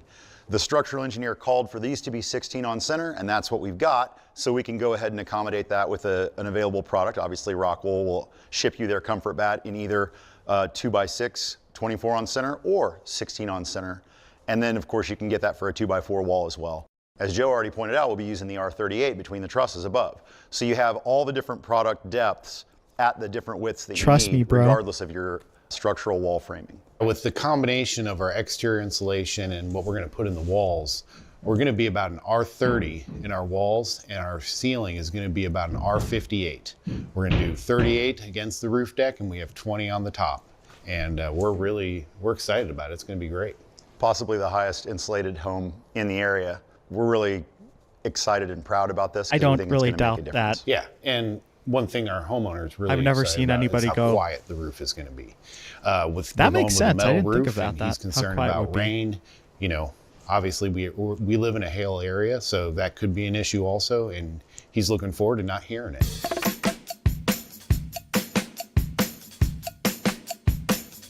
We've completed our exterior insulation on both the walls and the roof, and our thermal envelope is complete now. So what happens next, Travis? Next up, we're gonna go ahead and put up a rain screen over this rock wool material. So a rain screen is great about extending the life of your home, the durability of having your paint job last 15 years, 20 years, longer than it would if it was just siding against sheathing, because it can't dry on the back. So a rain screen helps manage that water, one of the other control layers like we were talking about. Yeah. We're gonna put up a dimple mat on this for the stucco to be applied to, because this is a stucco finish. And you'll see more of that in the future.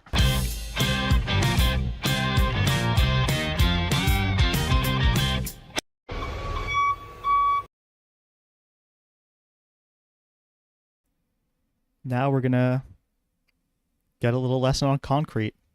Excited. I don't know the most about concrete. I know a little bit, but this looks like an interesting one. Me and Darren up here today. Lou couldn't make it this morning. He had something else he had to do, but he'll be up here a little later. Going to use the power screed today, make it a little bit easier on us.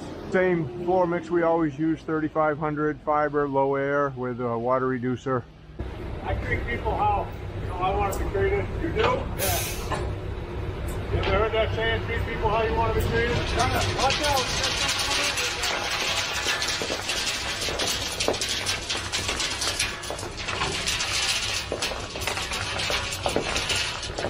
You got some cement with those rocks. Not much. That's that. I guess we're ready. You want a little push or you want to pull your ass off? What the fuck type of concrete is that, bro? We'll let you decide.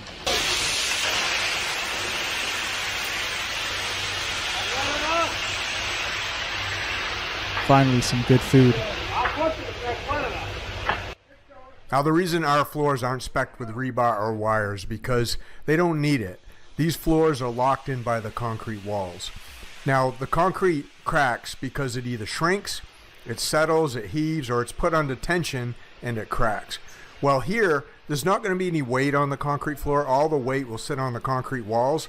They'll have floor trusses that'll span from one wall to the other. So there's no posts in here, there's no lolly columns in here. It's just a concrete floor, so no weight's going to sit on the floor. So it's cosmetic. When the subgrade was filled in and compacted, it was filled in layers, 6 to 8 inch layers, compacted really hard. So the floor is not going to settle at all, and it's not going to heave because it's inside a basement and it's heated. So really what we got to do is just control the shrinkage cracks.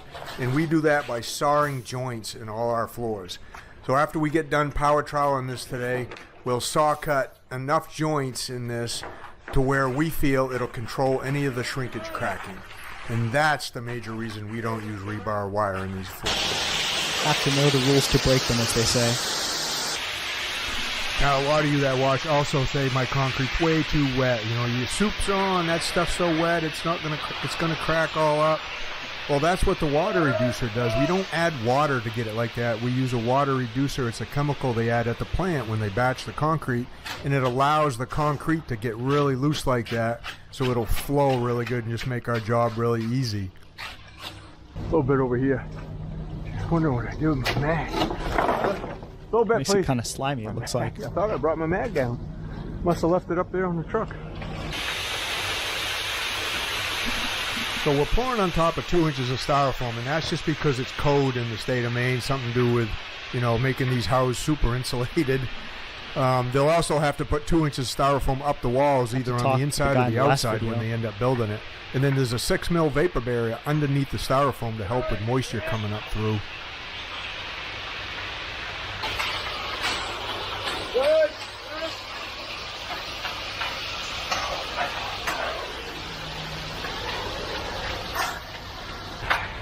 Oh, they put a little snap in with that stone. You probably have a pretty good bet.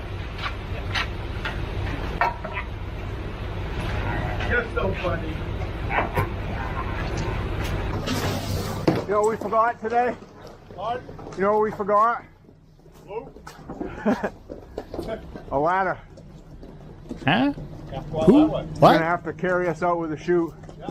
You want that left unlock? Yeah, you can give us a shot, yeah. Okay, here we go.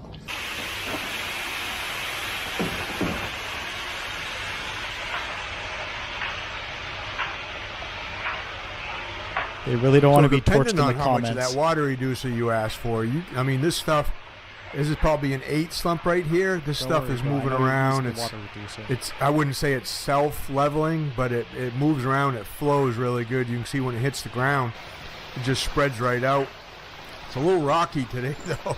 We've been having to deal with a little bit of inconsistencies in the mix lately. But with just 2 of us, I mean, Darren and I have poured floors like this for years together, just the 2 of us. And there's just no way we're pouring stiffer concrete and be able to do 150 to 200 of these floors a year without just getting worn right out. You get that pulled down there?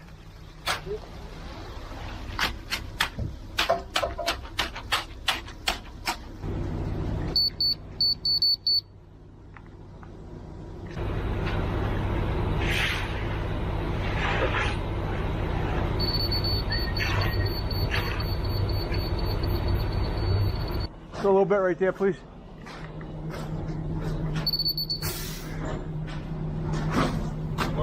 Yeah, half Looks inch. like he was checking the depth of So it. what I'm doing now is I got the grade stick in my hand. I got a self-leveling rotary laser set on top of the wall.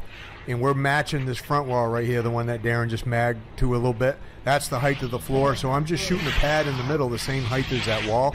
And then we can use this pad to strike off with. So I got to use the laser to make sure I get it at the right height. I don't want it high, I don't want it low. I want it right perfectly level with that. And then we'll just grab the long screed or the rod and strike it off from that. Then we can use that vibrating screed to get this floor screeded. Now Darren and I, we like to pour out quite a bit of mud when we're just pouring by ourselves.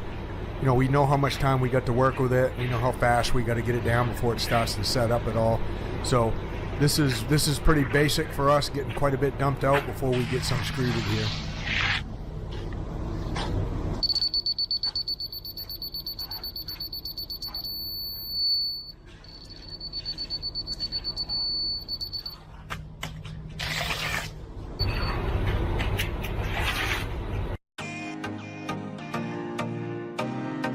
He's marking where the treasure is.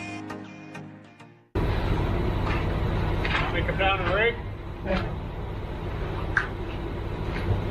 I got my wrong one, so sorry. Well, I would. You're always welcome.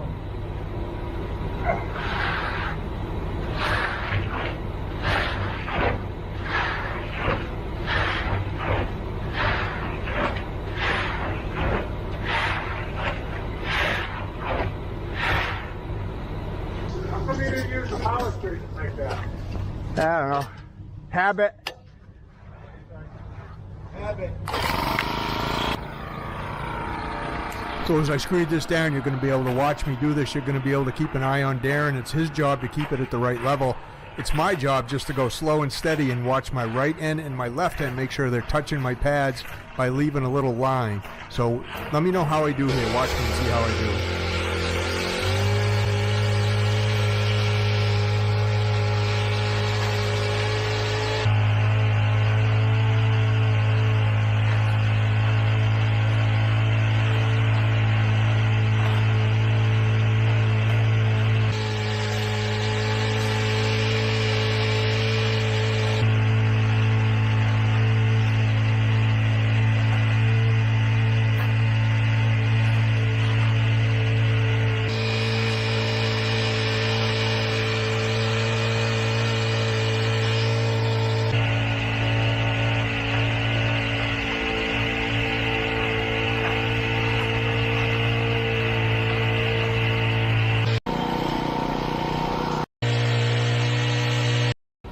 I can't hear.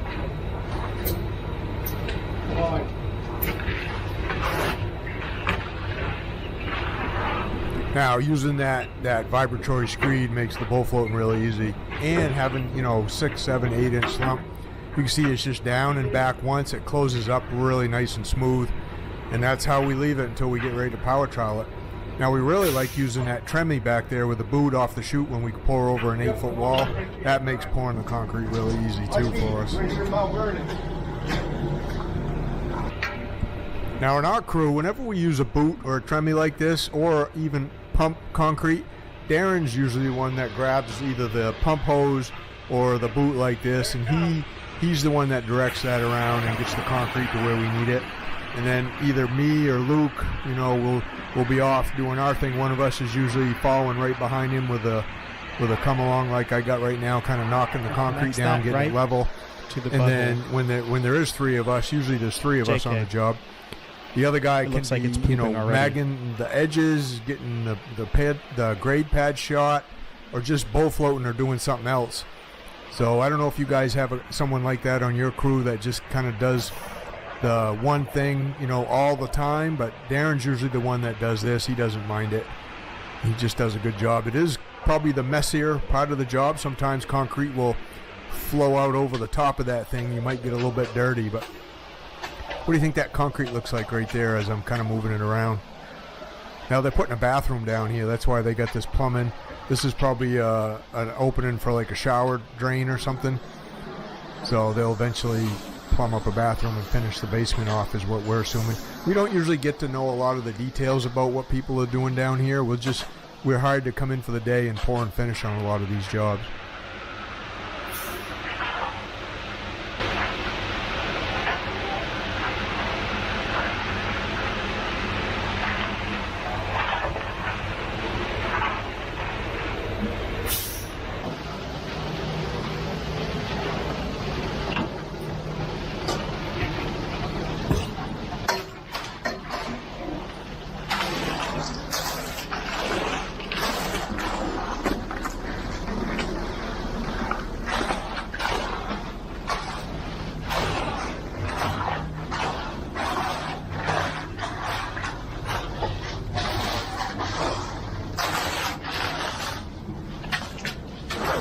Dare I say it's time to screed again? Up a little bit, right? Other one. Yeah. Pour out another little piece, mag the edge of screed it. We want to get Yeah, I can see that. Feel the love every day. All right, I want to see the finished product. I can't wait. Yeah.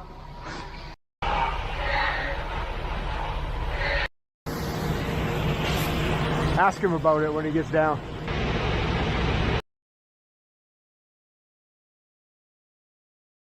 That's a lot better than I expected.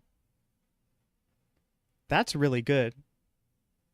The part that's just on the concrete, that little piece, that can just be like broomed off later. I think so. But that's wow. They're men of their work and work of their men. A job well done.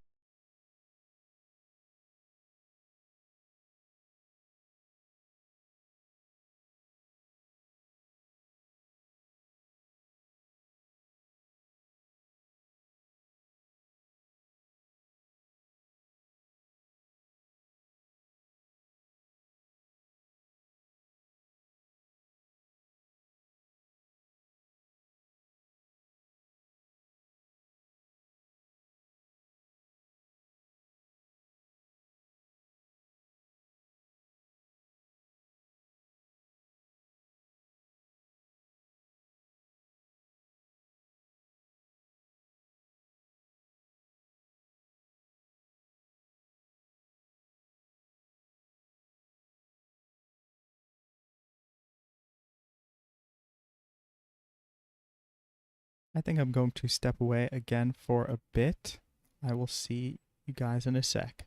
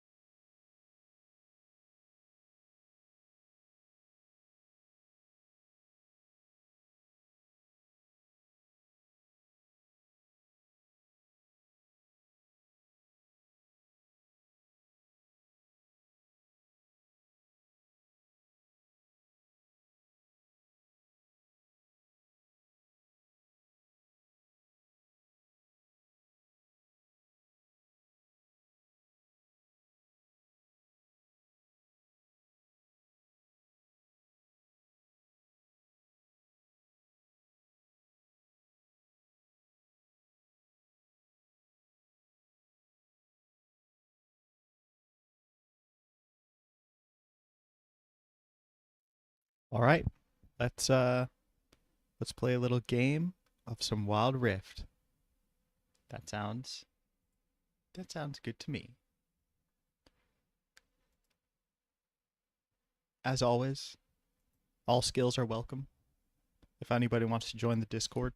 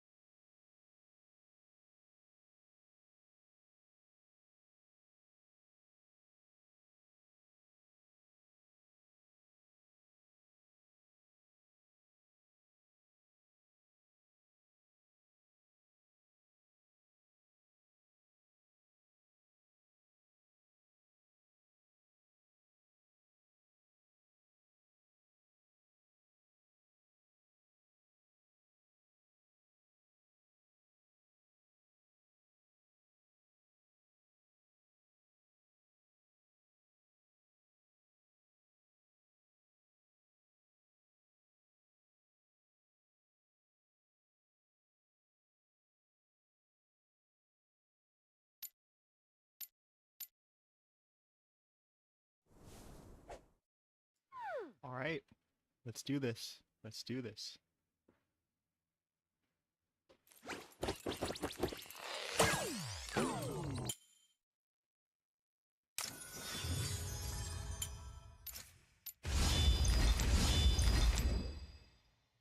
Definitely want to redeem my rewards.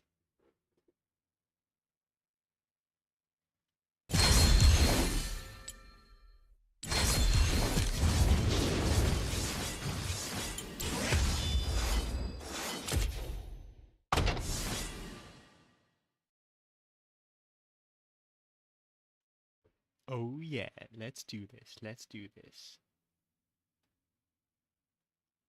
Let's do this.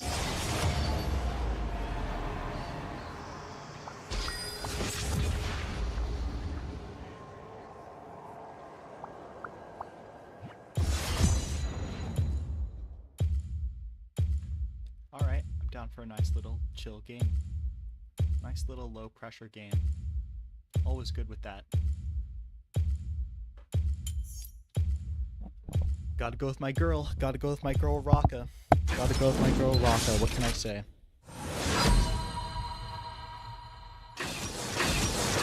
Let's get this Teemo out of here.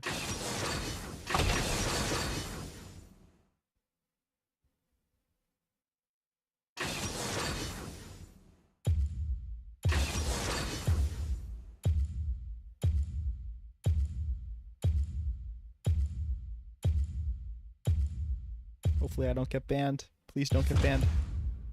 Nice. Alright, now at least... There.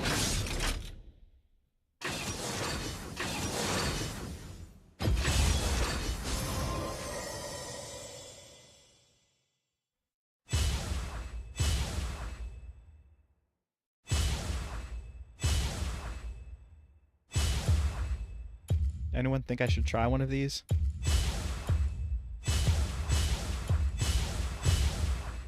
Or should I just go with the program Soraka? I like the regular one a lot. And the Star Guardian I like. She's my girl. Can I say? She's my girl.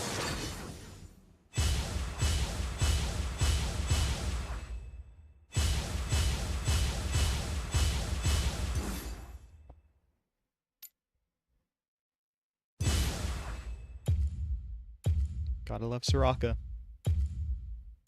Gotta love Soraka.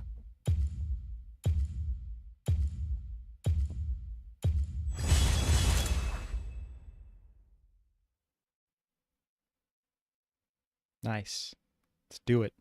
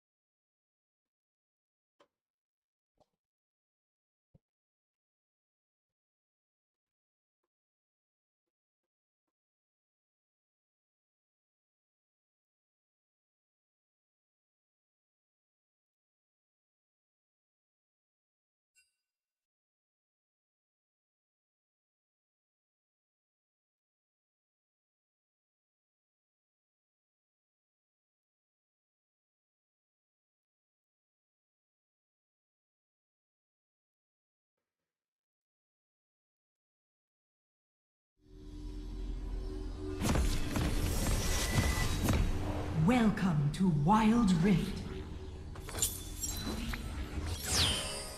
Alright, I'm ready to kick some butt.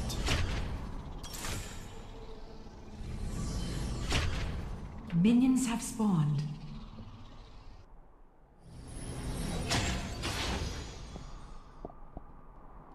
Let's do this, let's do this.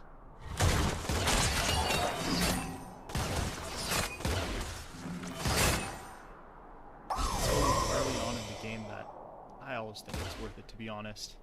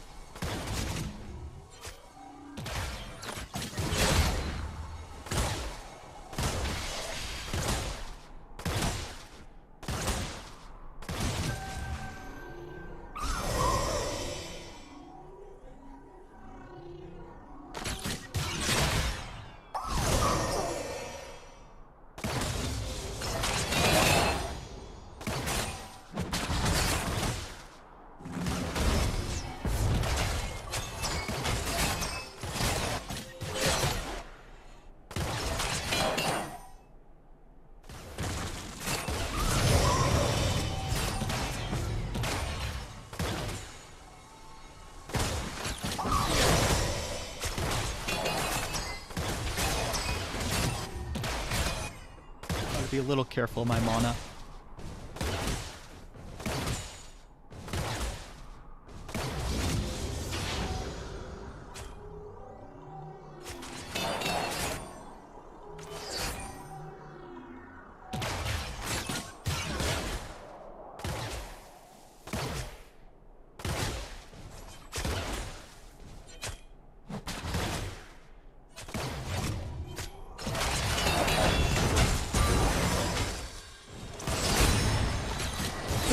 Blood.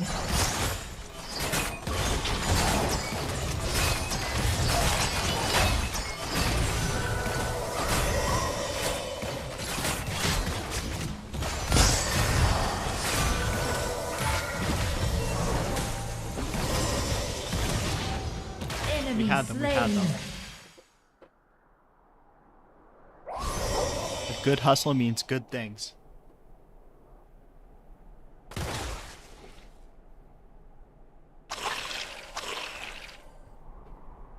That was very nice of them. Ally slain. Enemy slain. Enemy double kill. Ally slain.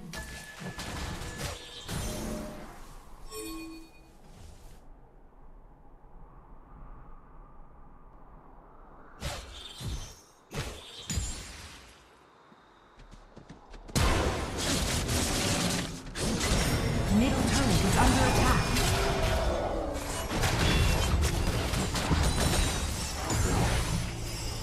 It's worth it. It's totally worth it.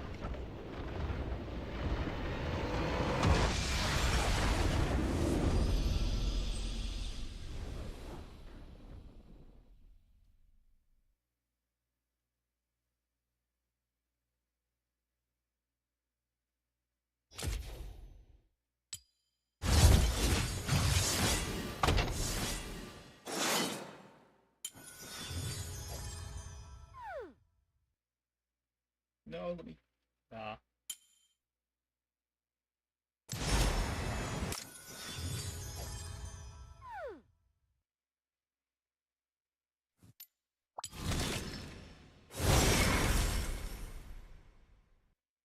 Let's see.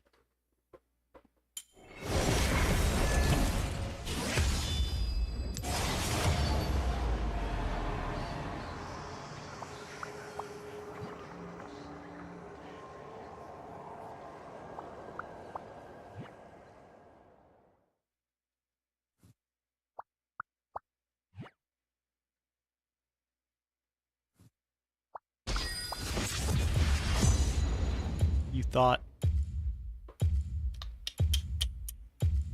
You thought.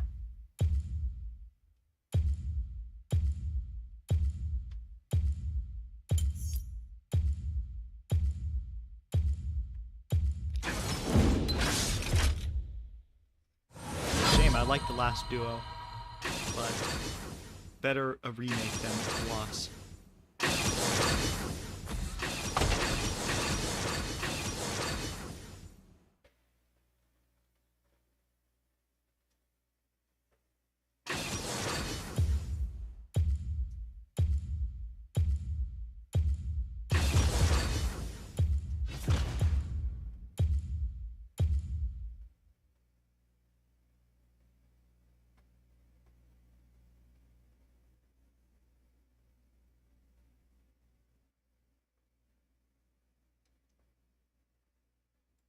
I love my girl. I should put myself as the. I should put myself as the person.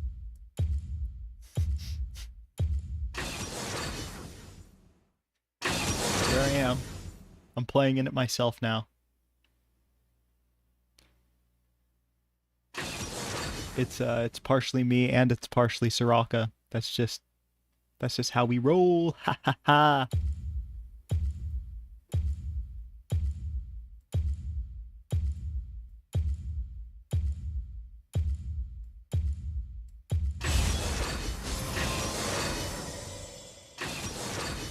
Now I am big again.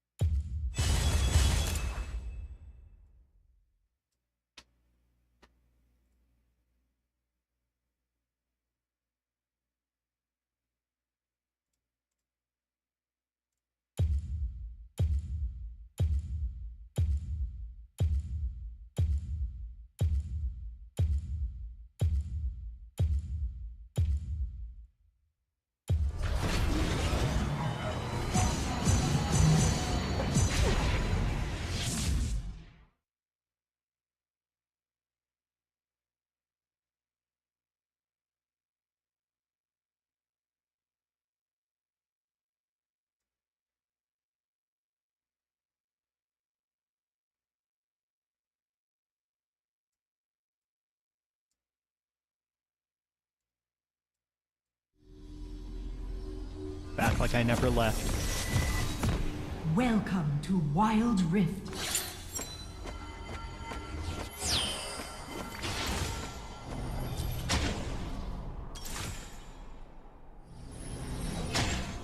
Minions have spawned.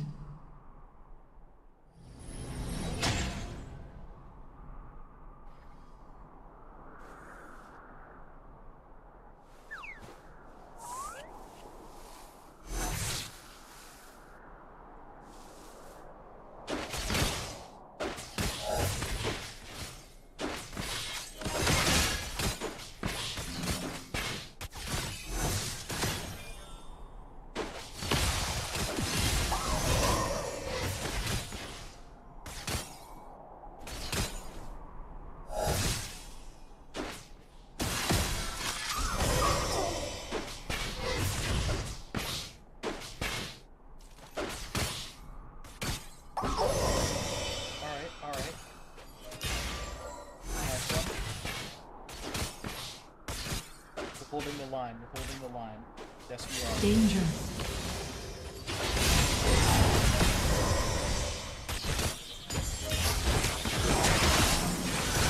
First blood.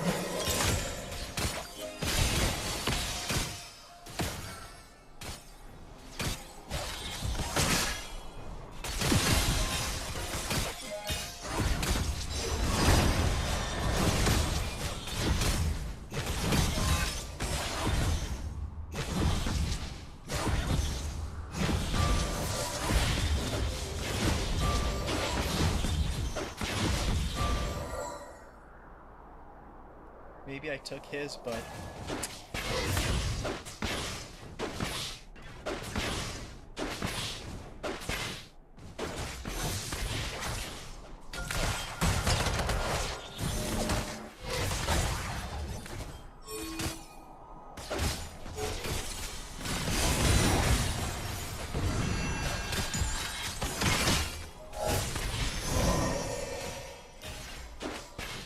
good hustle.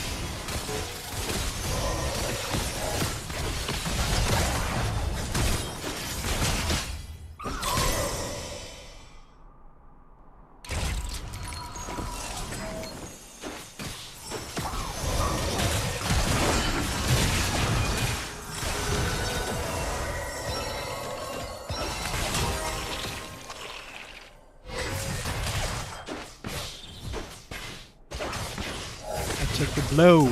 I took the blow. Not the Kane type of blow. I took the shot from Caitlyn.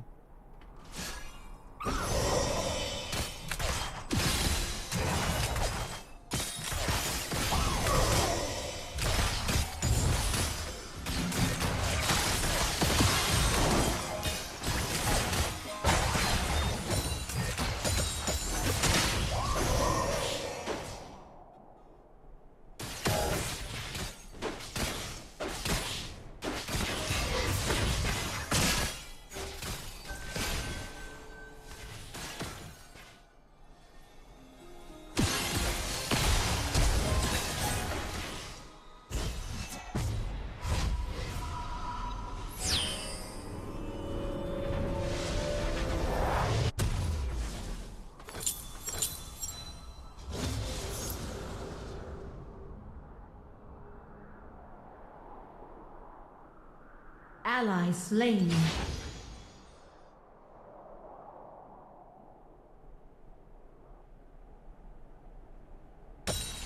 Enemy slain.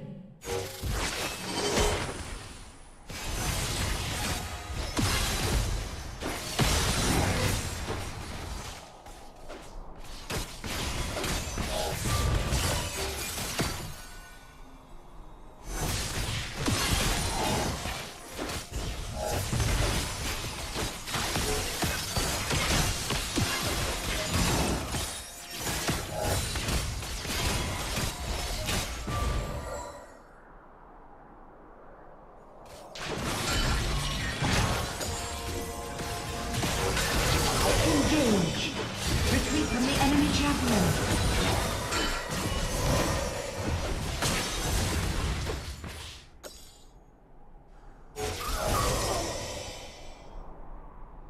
Middle turret is under attack.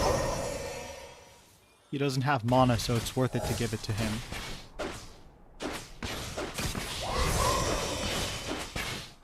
Sometimes the struggle is real. Struggle is real. Is real. Struggle as real.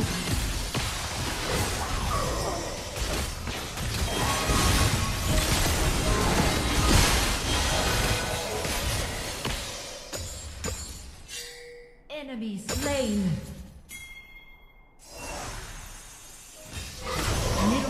is under attack.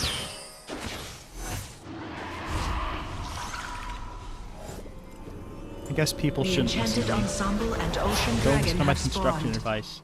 First turret JK. destroyed. Actually, do or don't. Fact check me when possible.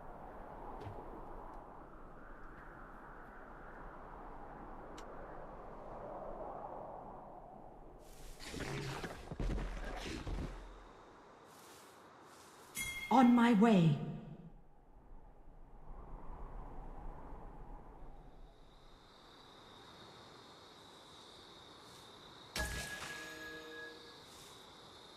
Ally slain.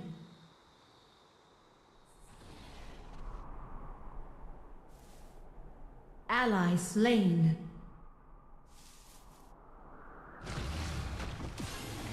Enemy slain. Ally slain. The enemy team has slain the Enchanted Ensemble.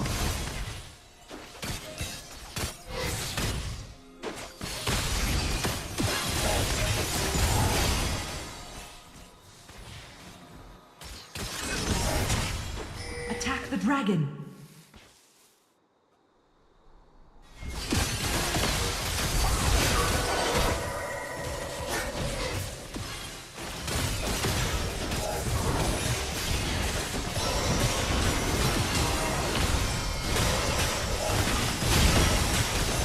Ally slain.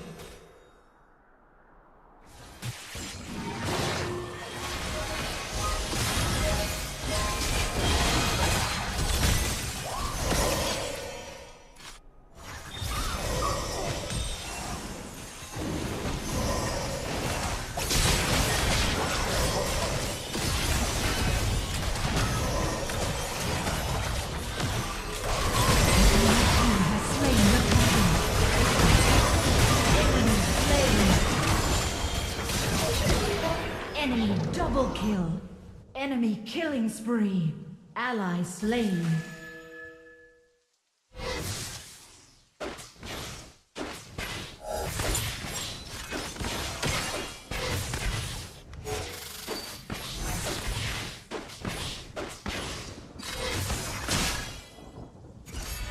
Turret lost.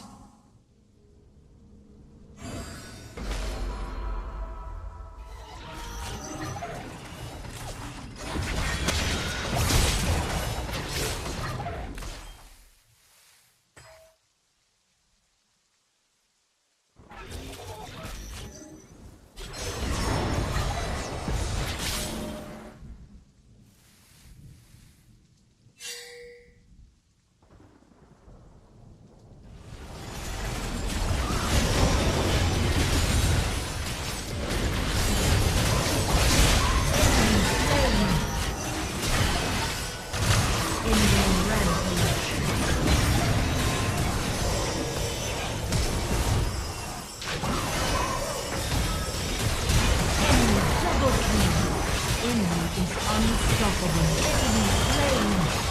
Double kill. Attack the turret.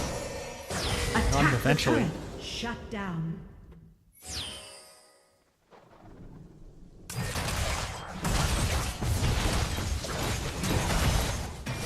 Enemy turret destroyed.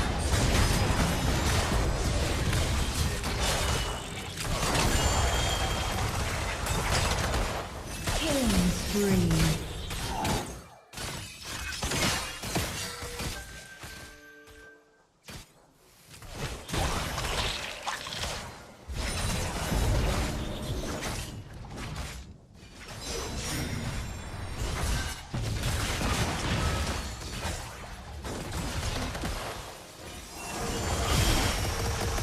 Enemy turret destroyed.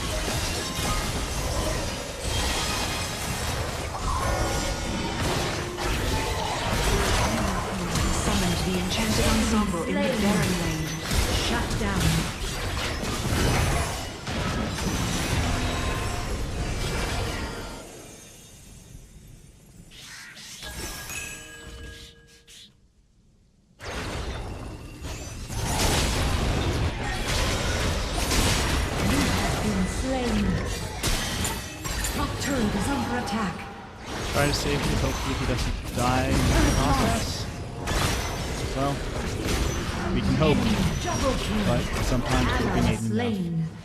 Enemy slain. Top turret is under attack. Middle turret is under attack.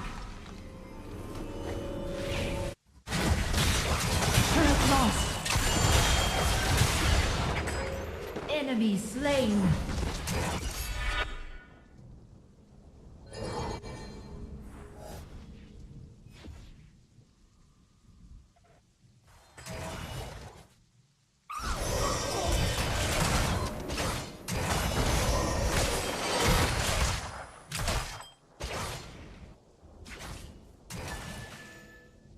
Attack the turret.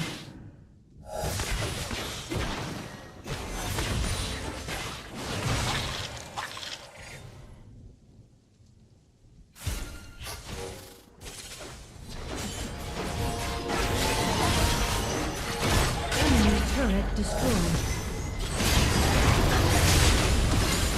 Bottom turret is under attack. Ally slain. Turret lost.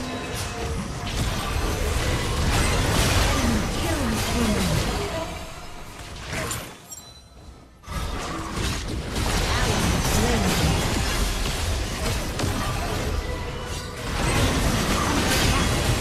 Ally slain. Inhibitor turret is under attack.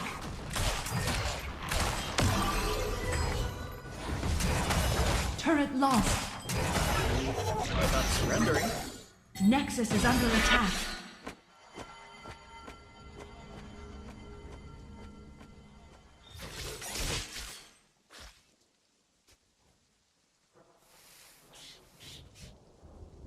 The enemy team has slain the Vision.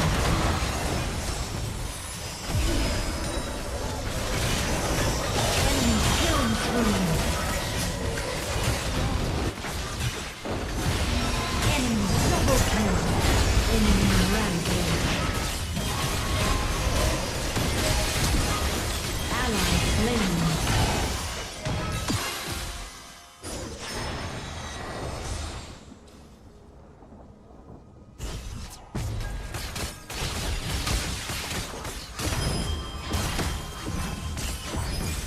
You have been slain. Bottom turret is under attack. Well, we tried. Turret lost. Why doesn't he go back?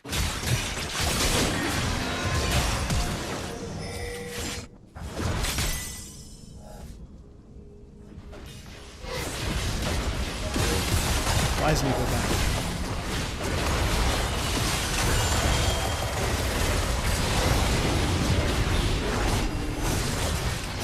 Enemy slain. The enemy team has slain Baron Nashor.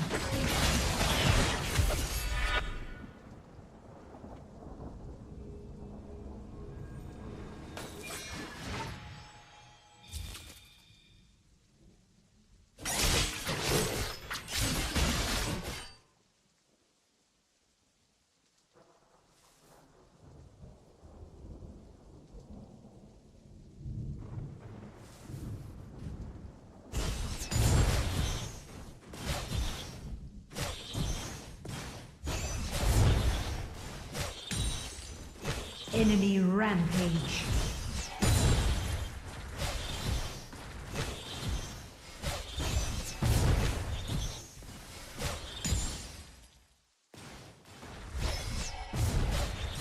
Enemy is unstoppable.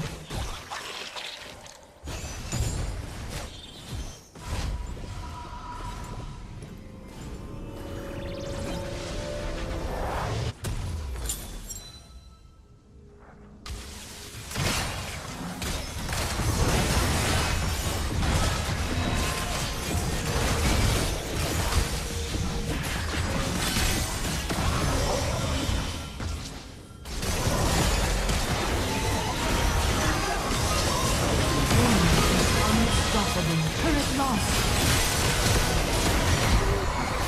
Enemy double kill. Enemy is dominating. Enemy is dominating. Mistakes were made. Mistakes were made.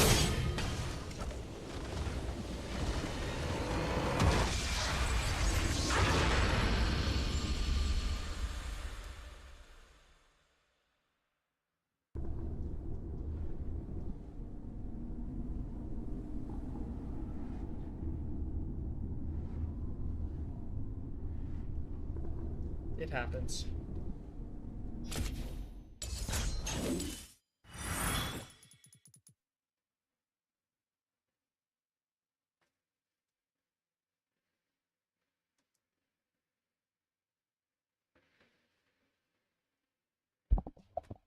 This stream, I believe, I will call the end of.